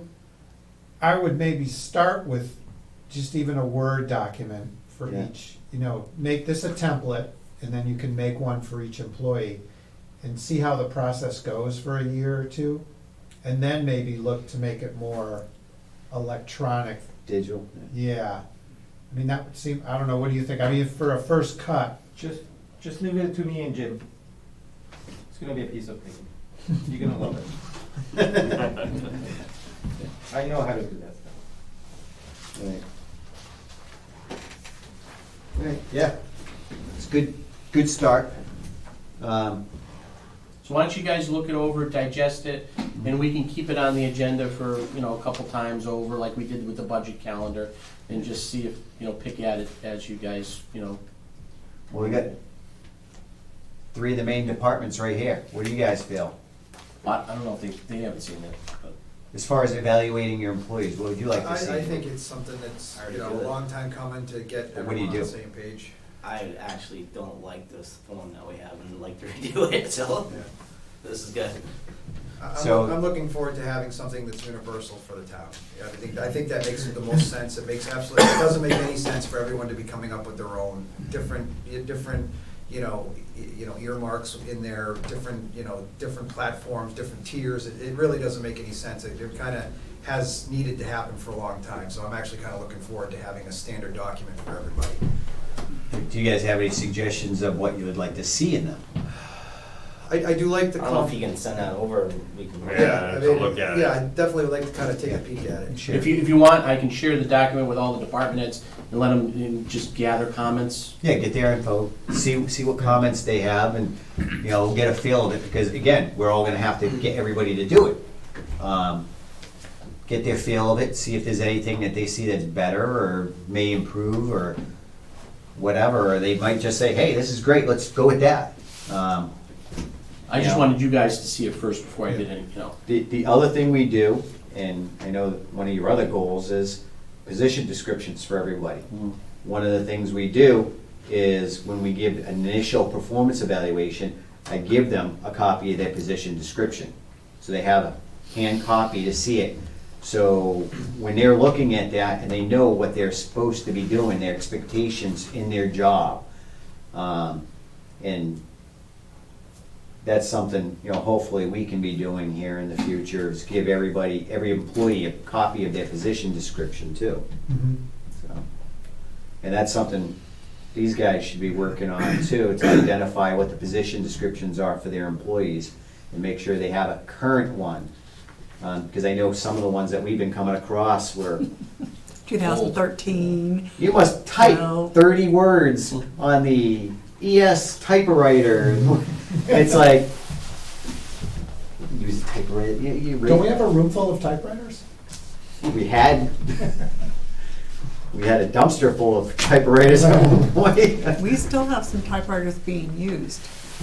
Well, some of Some them, of- you get the sometimes cards you that have you to. have to do Yeah. them on. Yeah. Multi-part forums. Yeah.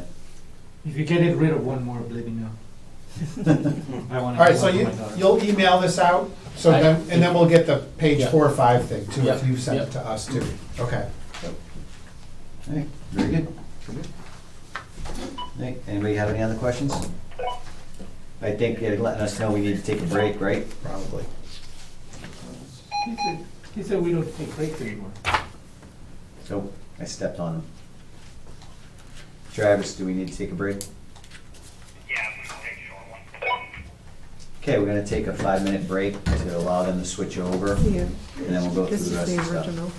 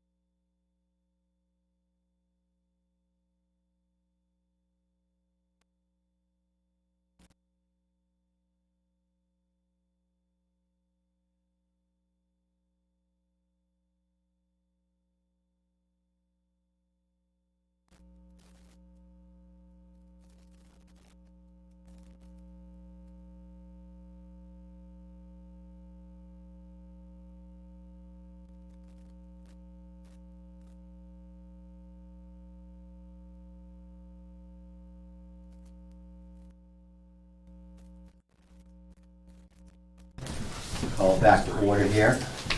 So we're going over the review of the draft performance evaluations for our professional staff, our town employees. And, you know, we basically have some guidance here. We're gonna review it some more, work on it some more, send it out to the employees, let them, well, the department heads, and let their input come in. And then, table it to the next meeting. Yep. Derek? Okay, so we'll table that to the next meeting. All right, so review tie and bonds recommendation to award for the incline grit screw auger. And if anybody is not familiar with it, this is at the wastewater treatment plant. It's not just a small grit screw, the thing's what, 15 feet long? So it's a massive auger screw that removes solids from the water, and along the process here, the grit screw that's there is in rough shape, and now we're looking at doing a new grit screw for the wastewater treatment plant.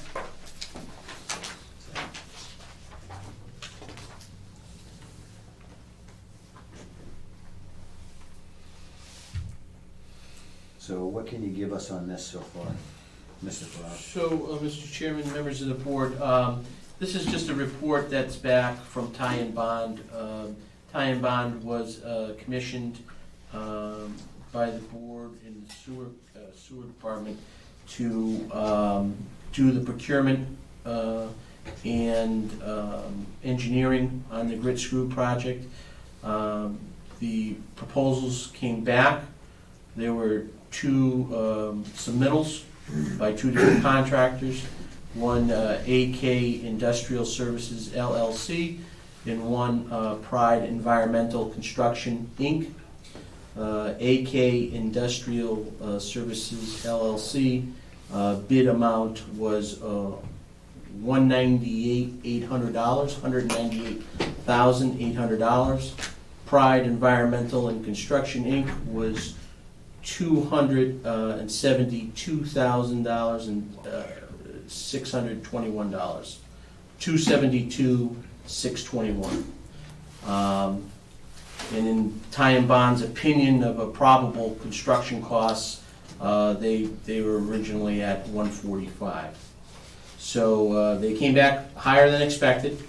The good news is we still have ARPA funds available to cover the entire project. It is Tie and Bond's recommendation based on the bid prices, is based on the references and past performances of this company, is to award, the recommendation to award AK Industrial Services LLC the project. Okay. Now, this is a town project that is funded by ARPA money. You know, it is for the sewer department, but this is a town project, so sewer commissioners are not involved in the procurement side of this, or, you know, basically this project, this is a town project through ARPA funds. Do you have any questions, sir? Nope, I think this is a long time coming, so I trust Tie and Bond, and, you know, we got two bids, we picked a lower bid, so let's do it and get it done. Almost $100,000 lower. Yeah. So, any questions, sir? I'm good, sir. Okay, so I have no questions. You know, it's no brainer at this point. We're gonna get it done. Do a motion? Mhm.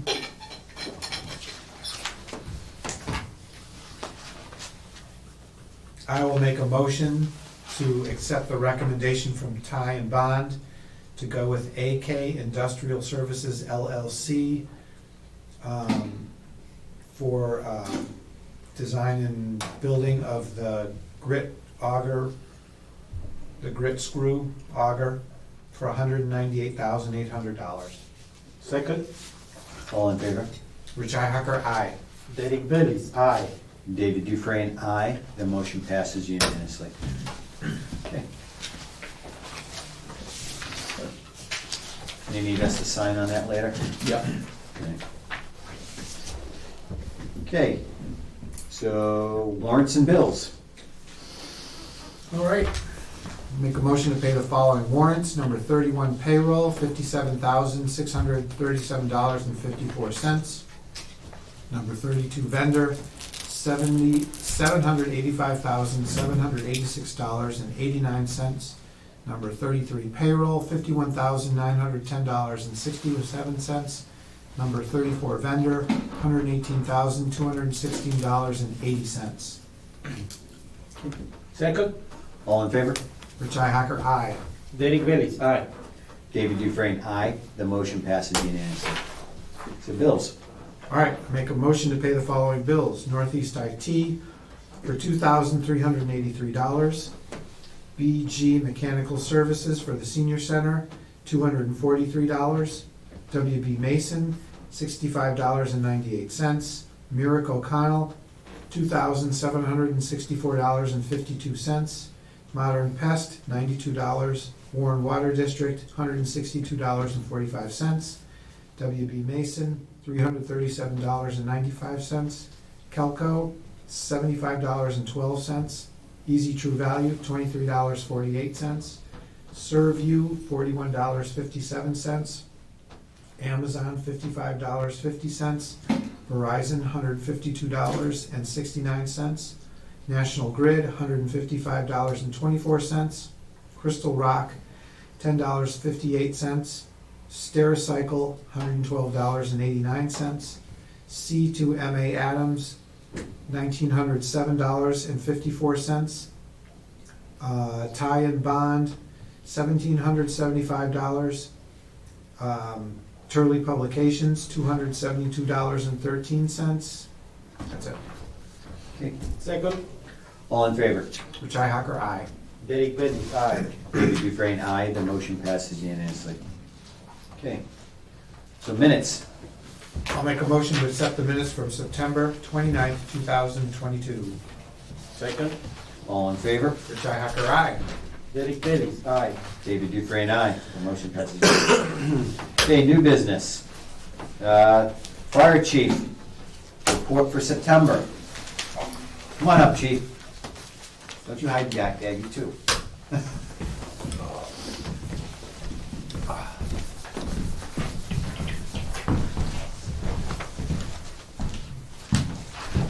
Good evening, Adam Lavoy, Fire Chief.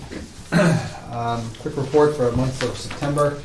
We responded to 31 assorted fire calls ranging in from activated alarms, motor vehicle accidents, medical assists, mutual aid, canceled before we responded, service calls, investigations, vehicle fires, power line incidents, gas emergencies, and illegal burns. Did a decent amount of motor vehicle accidents in the month of September. We responded to 65 calls in September for the ambulance. 10 ALS intercepts were required for those ambulance calls. We did several inspections, including 6 smoke and COs, the ones that usually we do for transfers of property. Propane inspections, 3, 1 oil burner inspection. Had a whole bunch of training this particular month in September.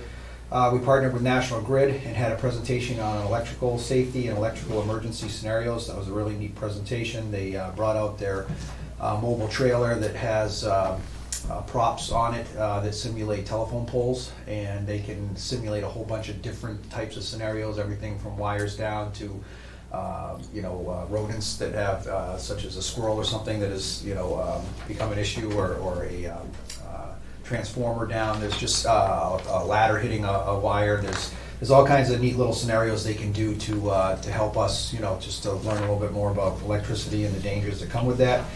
So they have specially trained linemen that come out and run that actual prop for us. So we had that come out, and that was a really neat thing. We also received a little while ago, we received our new ice rescue suits that we use for cold water. They're called cold water immersion suits. Anything we have to do that's ice rescue related. Those all came off a grant for the firefighter safety grant, where the town received not only those, but also all the rope wheels or floating submersible rope that comes with those, and all the ice rescue picks and everything. All of that equipment was updated on funds received from a grant that we were awarded for that. So that was fantastic. So that's been put in service. We had an on-site review of the new ambulance that came out to us. We're still working on the last couple of things, but they brought it out for one of our trainings in September. We went through everything, the stretcher layout, the new equipment, all the components and the operation of the new equipment. That vehicle is now with us now, and it just went into service this evening. So we've been working hard behind the scenes to get that into service. In terms of our budget, we had all of our apparatus, trailers included, received the preventative maintenance to make sure that they're all running correctly, oil, air filters. All the trailers were greased and all the hubs were taken care of, making sure they're in operation. We're still working on filling the full-time EMT position. Again, thank you to Jim for sitting in on those interviews.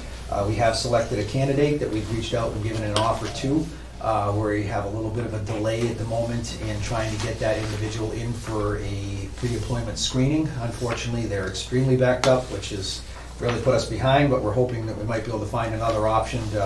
But the earliest screening that we could get for that, because of what's involved with firefighter screening, it's not a quick half an hour and you're out. It's a 2-hour process.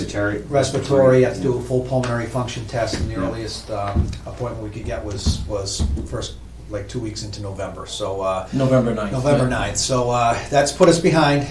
We're looking, I have looked into an option to have the town look into a contract that I'll be forwarding to Jim and through the board, to look at having a contract formed with Harrington, who is part of UMass now.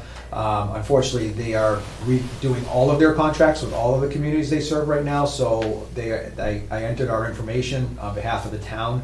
They're gonna review it, they're gonna get something out to me, which I'll then pass to Jim and for the board's review, but it would give us another option to get these types of physicals done, because police and fire inherently are different. And I'm sure that Jeremy's two DOT requirements and stuff, it's never a bad thing to have a secondary place we can send someone if another place is filled up, and that's the problem we've run into, and now we're running into it again, and this is gonna put me behind by several weeks to have a full-time person in there, unfortunately. So, but we're plugging away at that in the background, and we're trying to cover as many shifts as we can. It's getting tough, so, but we're just doing more with less right now with staff, so.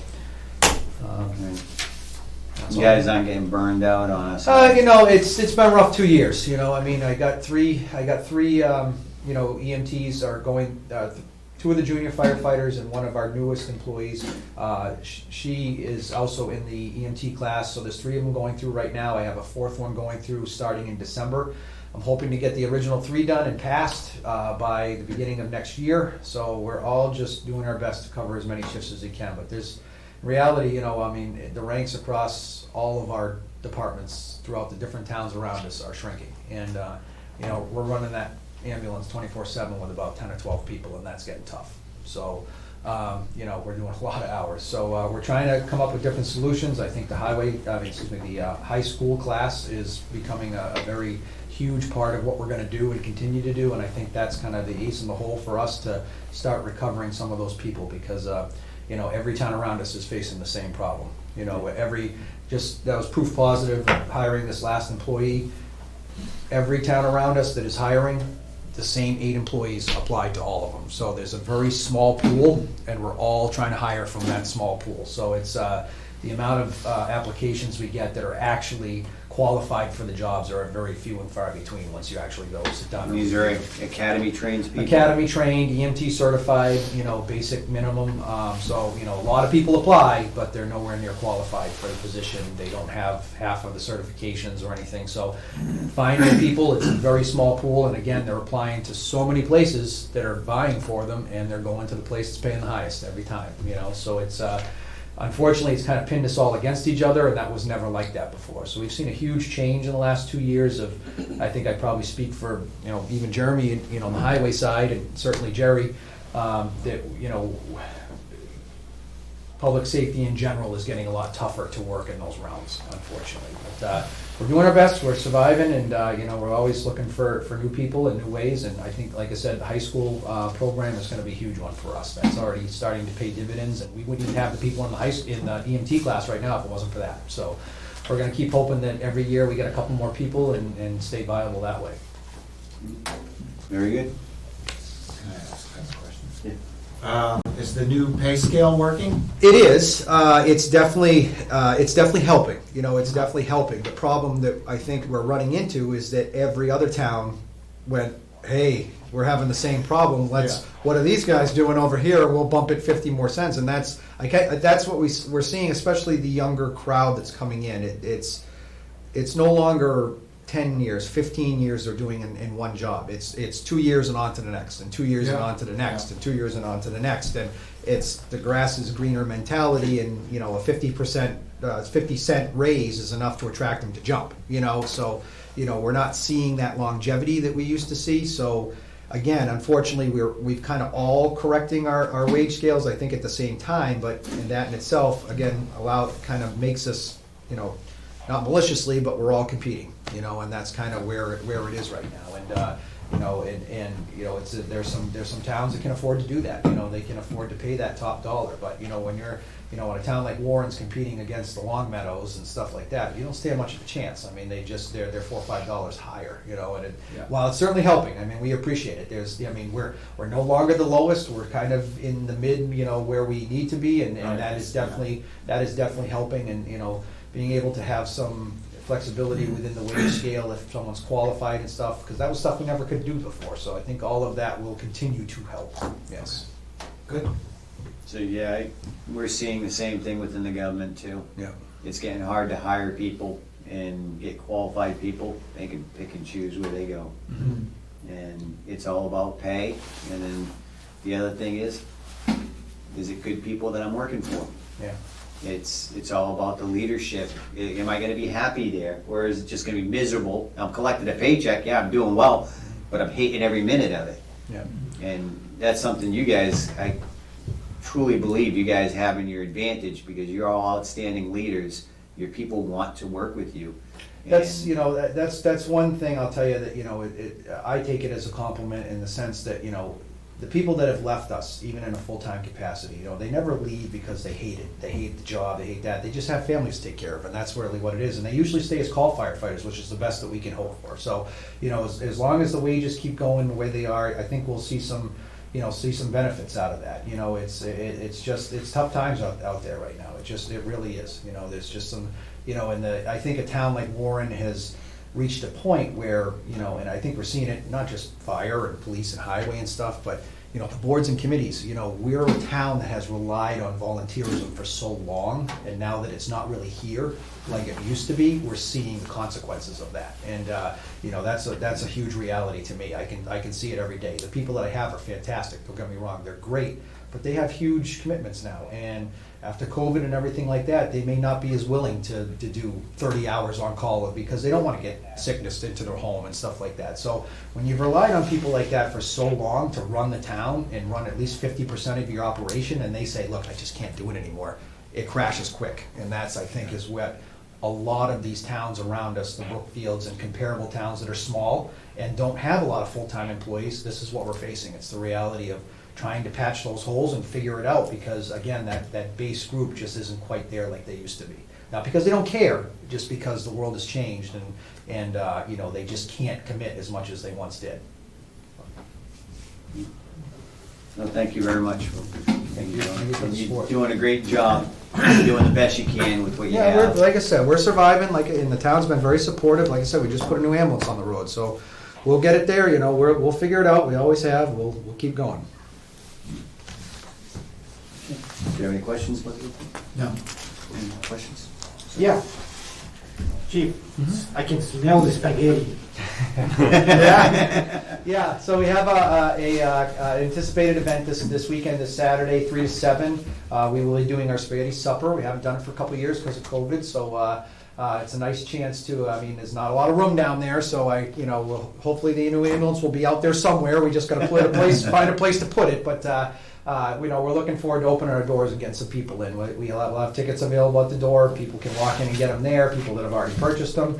We have tables throughout the bays, so people usually come through, they stop in, and we'll have raffles, gifts available if they so choose to partake in that. But this is an event that I think is, kind of become a great community little get-together, and we usually get a lot of support, and I'm sure this year won't be any different. So people are looking forward to it, but it is this Saturday.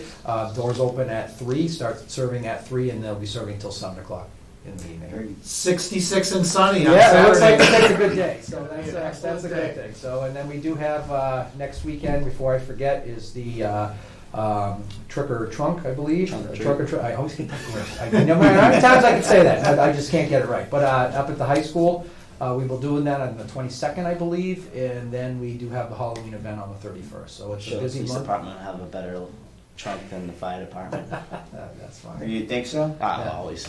Well, they may have stepped up their game this Yeah. year. They can make spaghetti, we can Yeah, decorate a that's all right, truck. that's fine.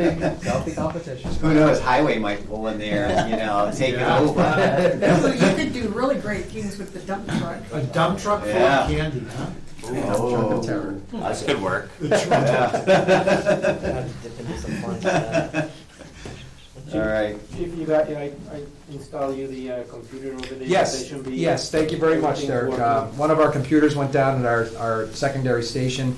We use it to run our unique system where we track everybody coming in and out of the station. So I happened to mention it in front of Derek, and he was super kind enough to get a used computer for us that only is gonna run that program. That's all it's used for. So he went down and installed it down there. So thank you very much. I appreciate that. It's a great way for us to know who's coming and where they're coming from, if they're delayed, so that it gives us a better idea of where our people are, and we know what resources we can get on the road. So, thank you so much. And if anything happens to the computer, let me know and I'll. Okay, excellent, thank you. Very good. All right. So, police chief report for September. Jerry Mallette, police chief. In September, we logged 1,557 calls, investigated 12 felonies, compiled 86 incident reports. They had 7 on-view arrests, 8 warrant arrests, 16 summons arrests, for a total of 31. 1 protective custody, 183 motor vehicle stops, and 77 motor vehicle citations issued. It started last month, obviously saw the kids back in school. On the first day of school, I met with the 7th and 8th graders and spoke with them in regards to bullying and internet safety. I also met with the entire elementary school staff and spoke with them in regards to school safety and locking their doors. On the 9th, Lieutenant Early and I conducted our ALICE training with the entire 7th grade. On the 8th, I accompanied Chief LaVoy with doing the fire drills. On the 15th, we met with our safety committee at the school. We spoke about the upcoming lockdown drill that we were having, and on the 23rd, we conducted that lockdown drill within all 3 schools in the district. For training this month, I attended firearms qualifications on the afternoon to the 9th. I also attended my mandatory chiefs trainings, in-service trainings on the 20th, 22nd, and 23rd. This month, we also, on the grant front, we took possession of the PBT that we were awarded through the Office of Alcohol Testing. And then we were also advised that we were awarded $17,280 from the Governor's Highway Safety Grant. That's the grant that allows us to do extra patrols for traffic enforcement. And finally, I'd like to thank everyone that came out on the 10th to support the Warren Patrolmen's Union. They had a fundraising event at the Polish Hall. They had a comedy night, and it was very nice. Mr. Ferrer was there. The comedians were very good, actually. They were really good. Maybe next year we can have more people there, but they were very good. It was a good event. Very good. Do you have any questions? No. No, sir. And again, thank you very much for what you do and everything. And you guys know we support you, and if you ever need anything, we're here for you, and just ask. And I hope eventually we all fix our Manning issues. do a lot of overtime where I work too, and it tends to burn people out. Oh, yeah. I was You speaking with lose the- people because Oh, they yeah. just, It's harder than that. I was speaking with the chief from Pittsburgh. They're hiring 10 people, and normally with civil service, they're hiring 10. They ask for 25 people from the list of civil service. He contacted civil service, and they told him to request 300, and maybe he'll get 10. So, like Chief LaVoy said, people come in public safety now. It's not happening. no. It's No, it's also, getting better now. just in the general business world, people will respond to applications, and then never show up for an interview, or they'll go through the interview and then never show up for the job. So that's what I see out in the business world.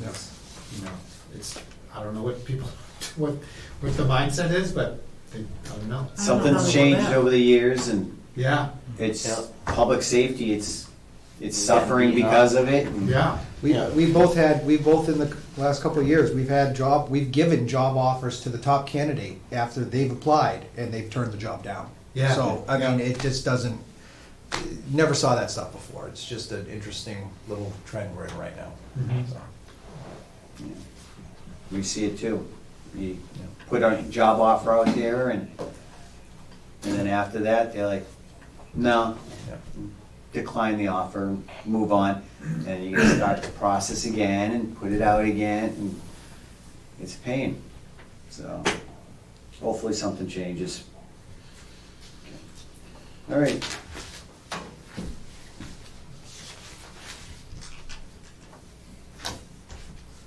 So, on the new business part, since we're starting that, I actually have a suggestion. One of the things that we were looking at is, when I went upstairs, we get space issues and stuff, and I don't think we're doing enough with like historical. We have a lot of stuff that's in boxes, and I know we kinda threw this down around a little bit. One of the things we have is, we have all those old bins, or the cubbies, where the kids used to put their coats in and stuff, for space. They have doors on them now, but if there's a possible way we can look at getting those doors removed and putting nice shelving in there, so we could actually display historical items throughout the town, and basically set up as like, I don't know, makeshift like a museum that we have within the town hall here. So some lighting in there, some, nice shelving, and put stuff on display, because we have stuff in boxes all over the place. And how many times have we looked at stuff like, oh, this is from the 1700s, or, this is really cool, we were looking at stuff that, veteran stuff that was from, was it 1917? And all this stuff's really cool to see, but only we're seeing it, and it's going back in a box again. And it's kind of sad to do with our history. I think if we can display it a little more and have a place where somebody comes in, if they come in the town hall, they can walk by and see that stuff, and see it on display. And then it's just not sitting in a box. Yeah. If we can explore that somehow, look at how we can do that, if you guys are in agreement with that. It's just my suggestion. I just hate to see the history sitting there in a box. No, we are too.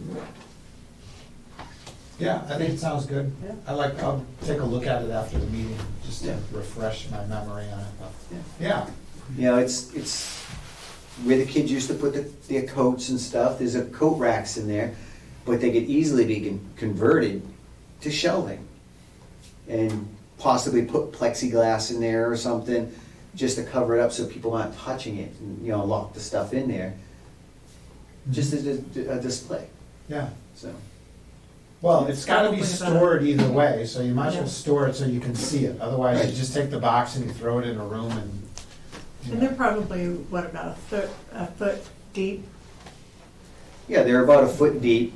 They're probably about, 6 feet tall Mhm. and 20 feet long each, at least. Yeah, And there's a lot of stuff in there. We could talk to like Sylvia Buck, see if she has stuff that she wants to put in there and put on display. Well, even some of the old pictures that are around. And a lot of the old pictures. Because we got pictures all over the place, but we don't have them up or any place to put them. Yeah. Right? Mhm. Yeah? Sounds good. Joe Conrad. When I went to high school here, that's where the high school lockers were upstairs. That entire section. Yeah. Yeah. It would be nice because say like, at one time with this town, when the young men had to register for the draft, they would go to the local police chief to register their name.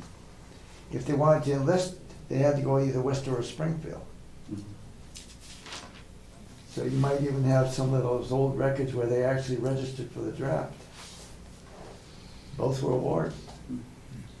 We have, Seen those. there was that There's- book that was in there that was Yeah. talking about that they, When they went in, when they what went in, when service they did, when they came out. they, yeah, It was cool. so, yeah. All right. Good So we idea can see there. how we can do that. Maybe we can get somebody to help us out with shelving, you know, local carpenter or something, see if they can do a shelving design or something like that. Yeah. All right, so that was my thing for the new business that I'd like to see. Okay, old business. Do we have old business? I wanted to ask about whether we received the financial reports from the school committee. We were supposed, we had that meeting almost a month ago now. We haven't received that. Have not received it. And you went to a meeting last week? Was it last week or the week before? They had a budget meeting. Yeah.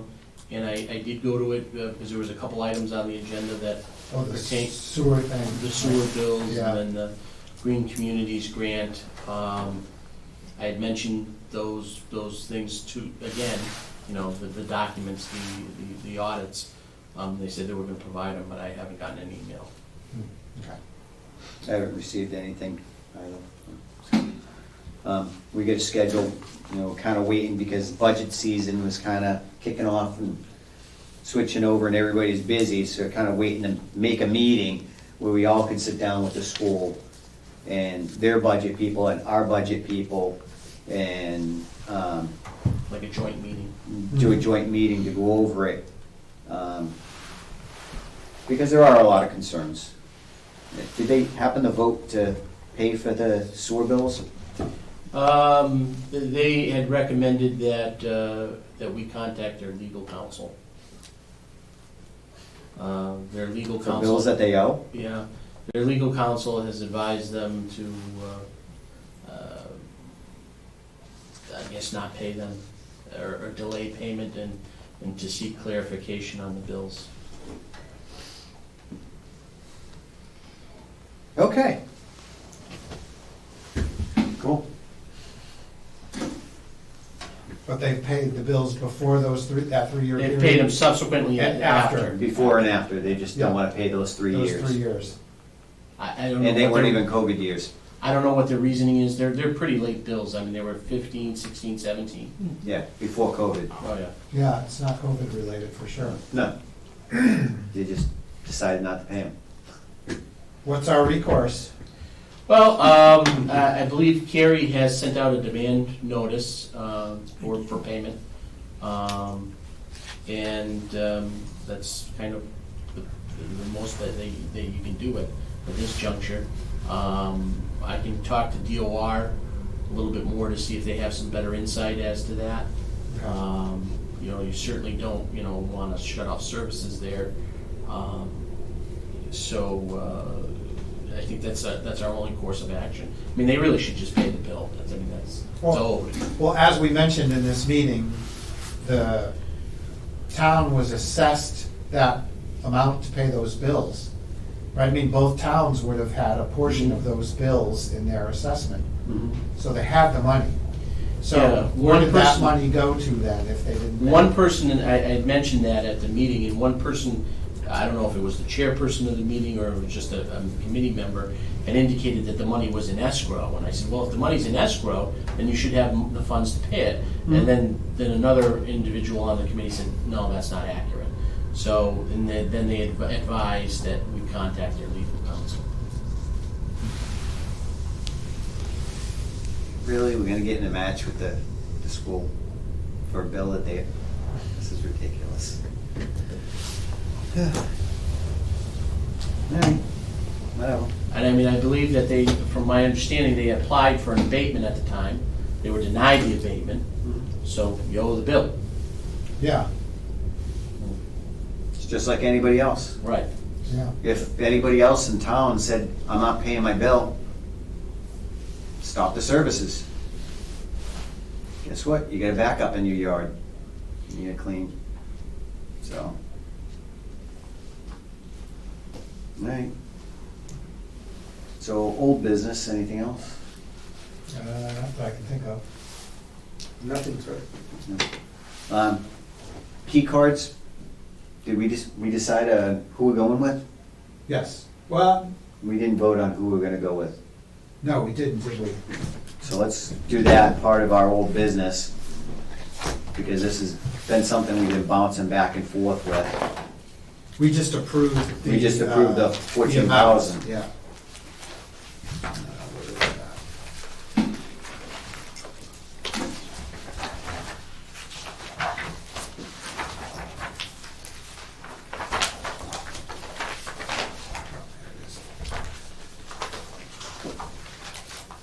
All right, well.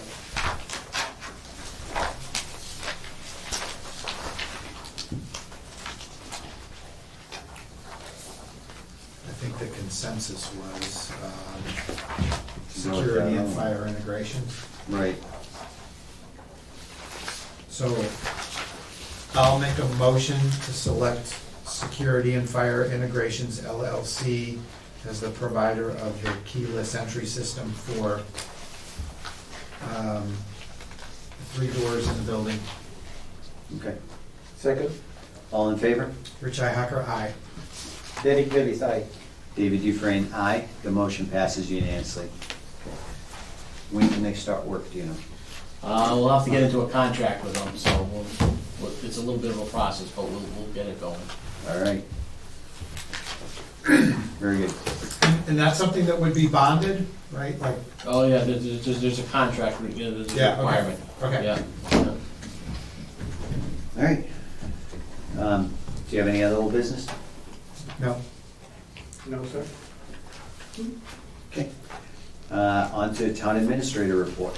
Thank you, Mr. Farrar. Thank you, Mr. Chairman. Just a couple things I want to report on this week. It's been a very busy week for the financial team, with the accountant, with the treasurer, with the collector, and the assessor. I just want to give kudos to all those departments for working under some tight constraints with some reports that are needed to be filed with the Department of Revenue. Everything's moving right along with getting free cash certified. Everybody seemed to be working really nicely in conjunction to make sure that we can get everything to the goal line of special town meeting and to get the tax rate set as well shortly after the special.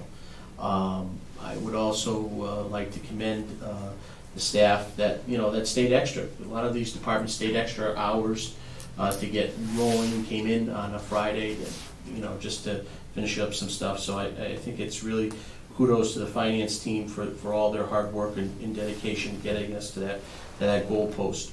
Last week we had a presentation in here for some software, for a computer software system.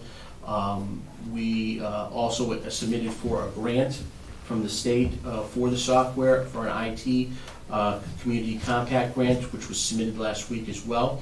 The Department of Revenue, I was at a training today. They did acknowledge that they received the grant, that they're going to be reviewing it.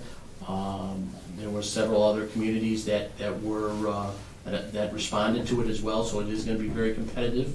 I do know that the town of Hamden, because I talking to their town administrator, they had also submitted for a different type of project, but similar dollar figure to what we submitted for. So we're very hopeful that we can get the funds to do this project, or at least a portion of the project, hopefully, to get the funds to complete it with the grant. The presentation was done by QDS, Point, and Zobrio, so it was all one system that is now formed under QDS that would allow for the financial software to be conducted all into one streamlined software program that it would communicate within the treasurer, the collector, the assessor, and the accountant.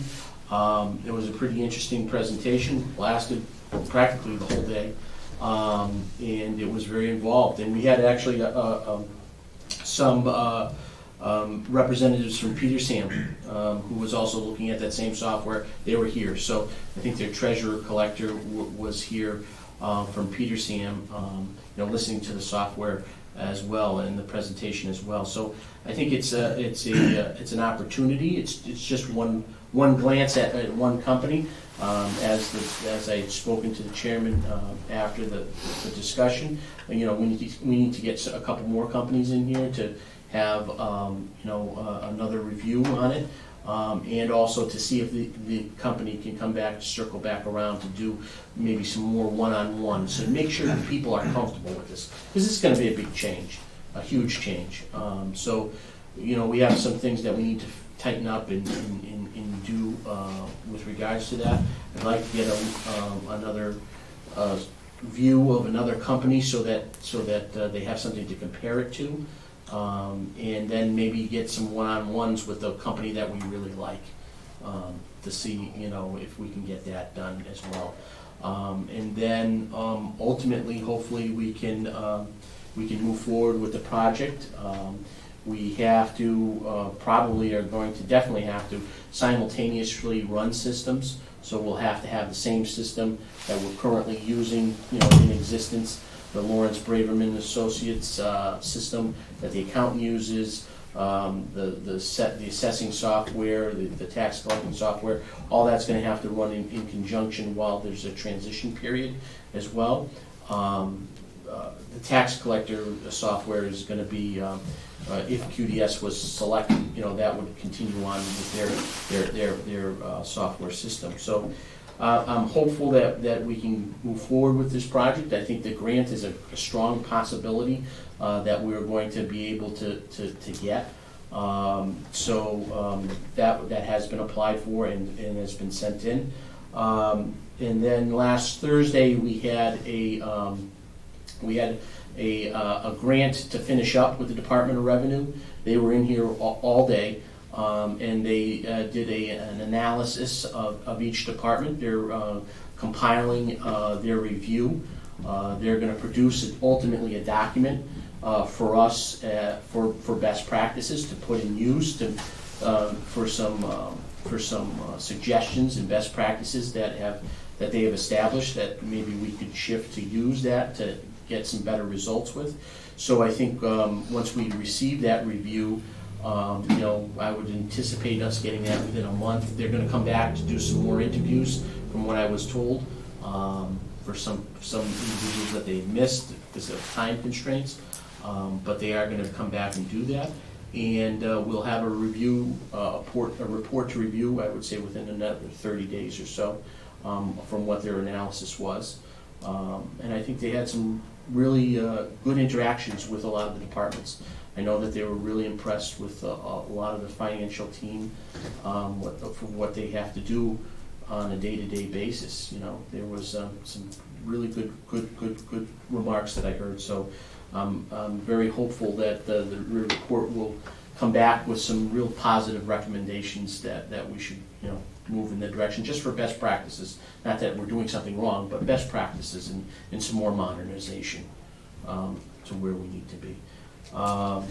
Today I went to the Department of Local Services, the Division of Local Services, along with the DOR, had what's new in municipal law, a lot of some legal cases throughout the state. They did mention Tracer Lane as part of the recent cases in there. So we did hear some discussion of what other communities have been faced with, and some of the slides here I can show you as well.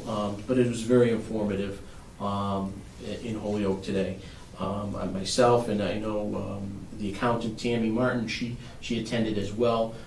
She stayed for the workshop on the accounting. I just wanted to go for the what's new in municipal law type of thing. So she stayed for the whole presentation for the accounting aspect of it.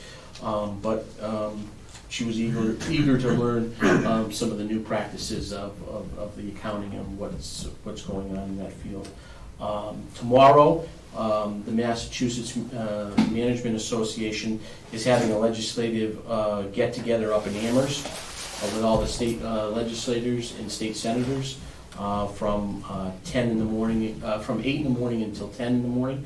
I plan on going up there to talk to the state reps and the senators, talk to them a little bit about our town, get them, introduced with some of the projects that we see in the pipeline from the whole Western Mass delegation.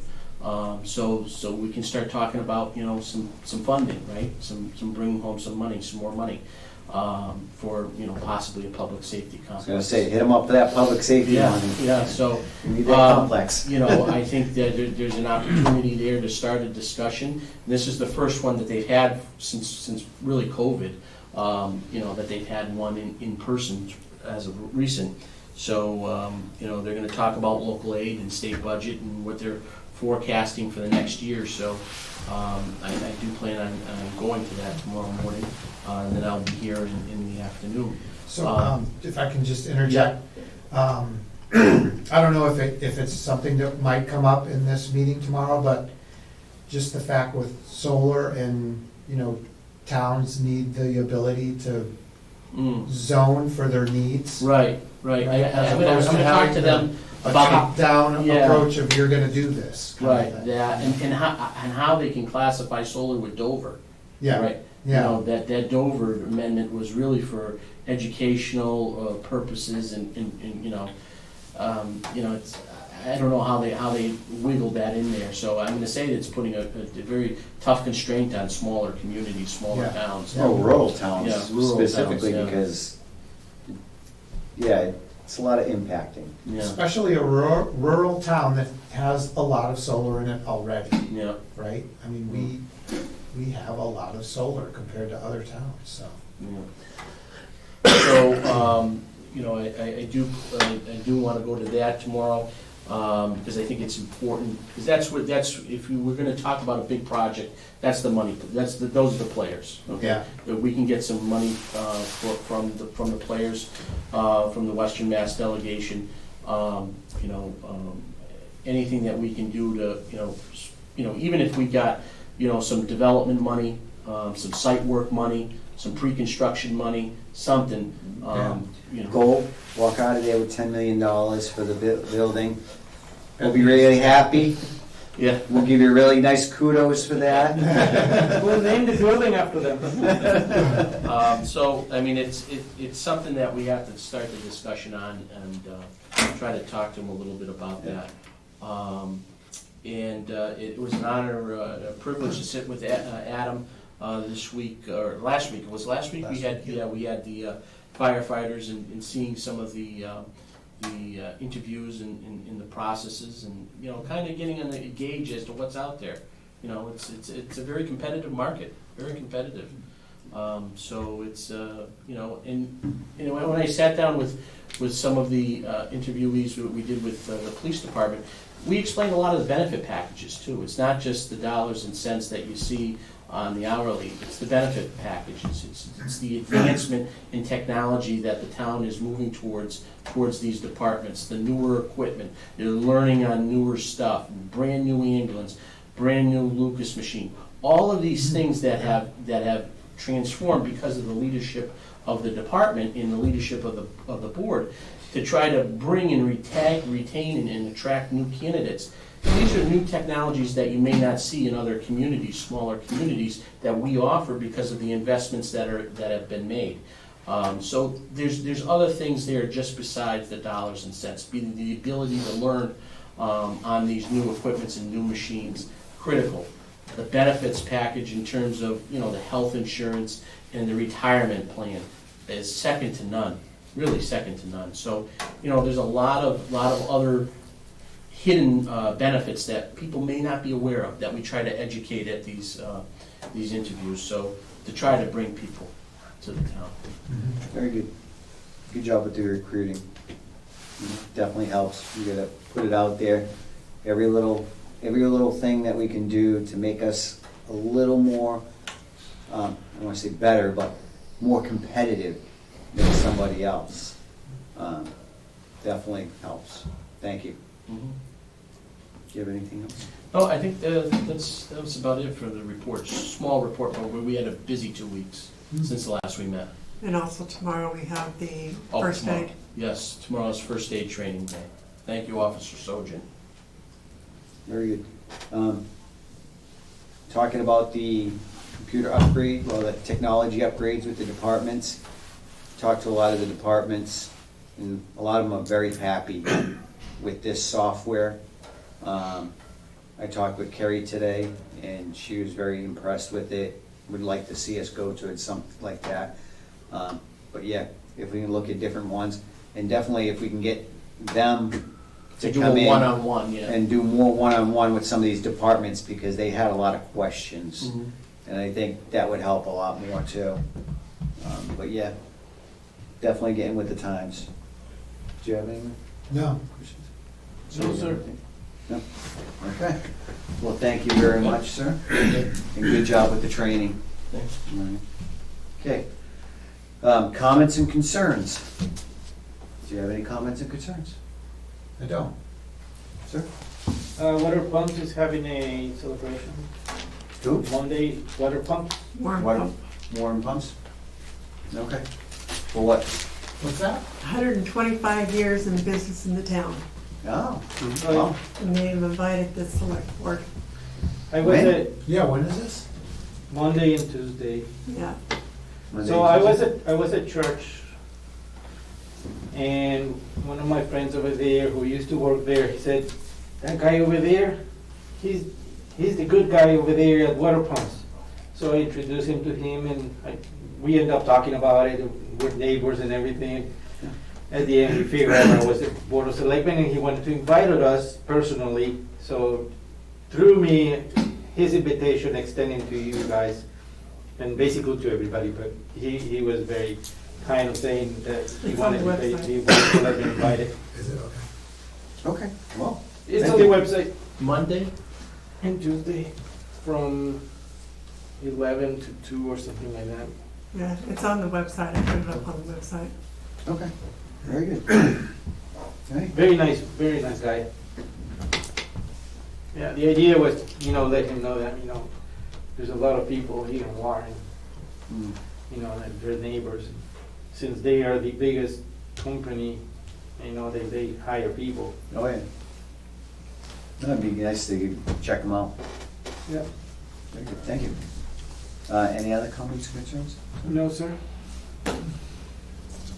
Anybody in the public? Yes? I just have one on our parking violations. That's something that the board can review for me.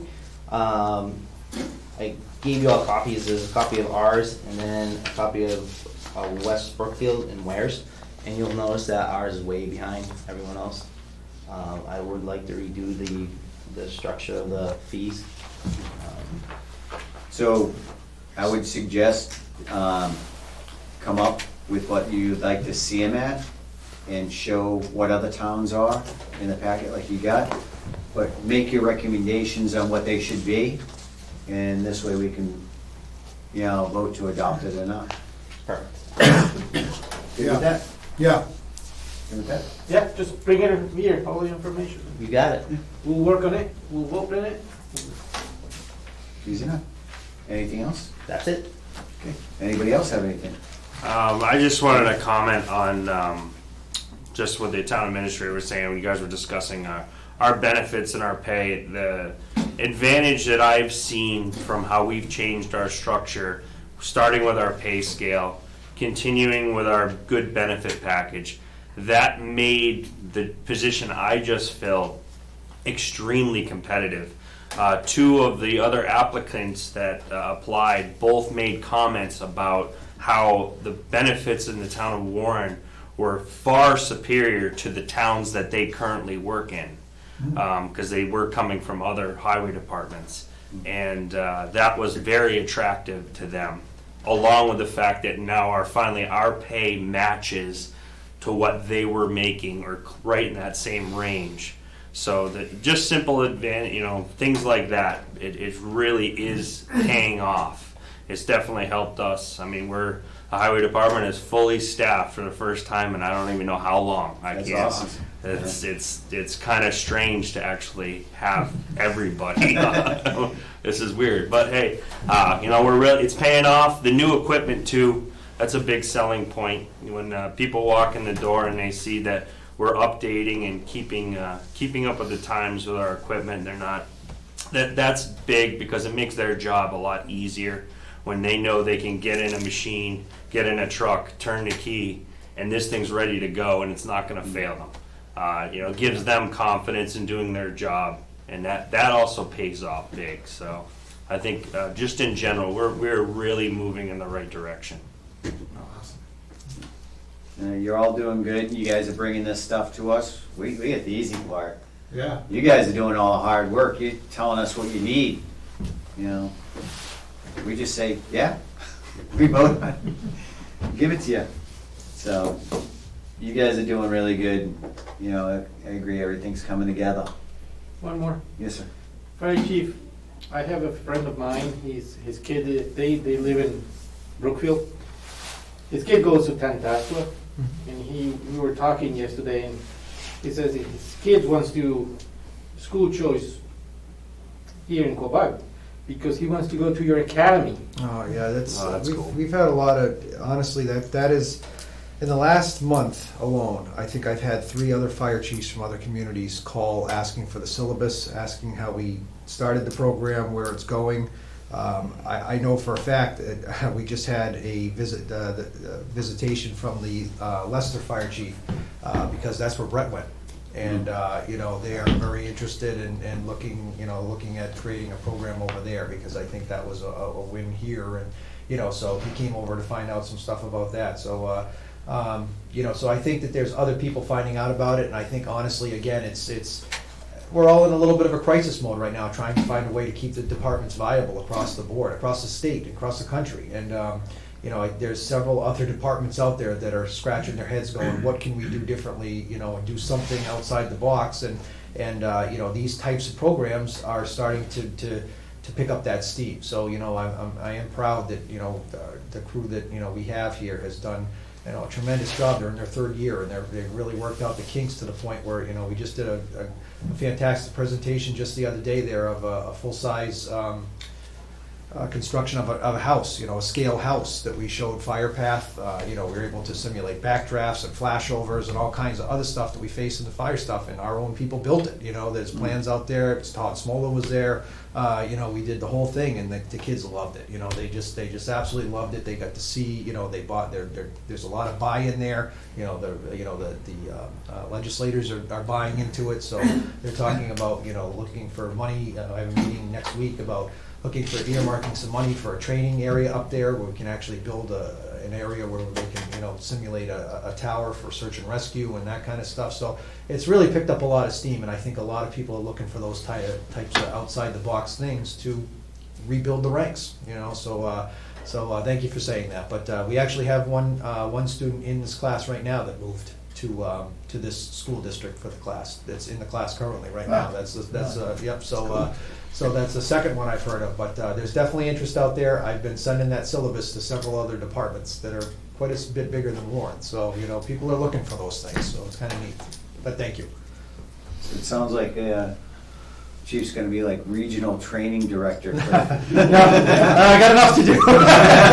No. But it's a neat program, and it's gaining a lot of steam, and the kids say, the students I should say, they seem to really enjoy it. They really do, so. Very good. All right, any other comments and concerns out there? Via Zoom?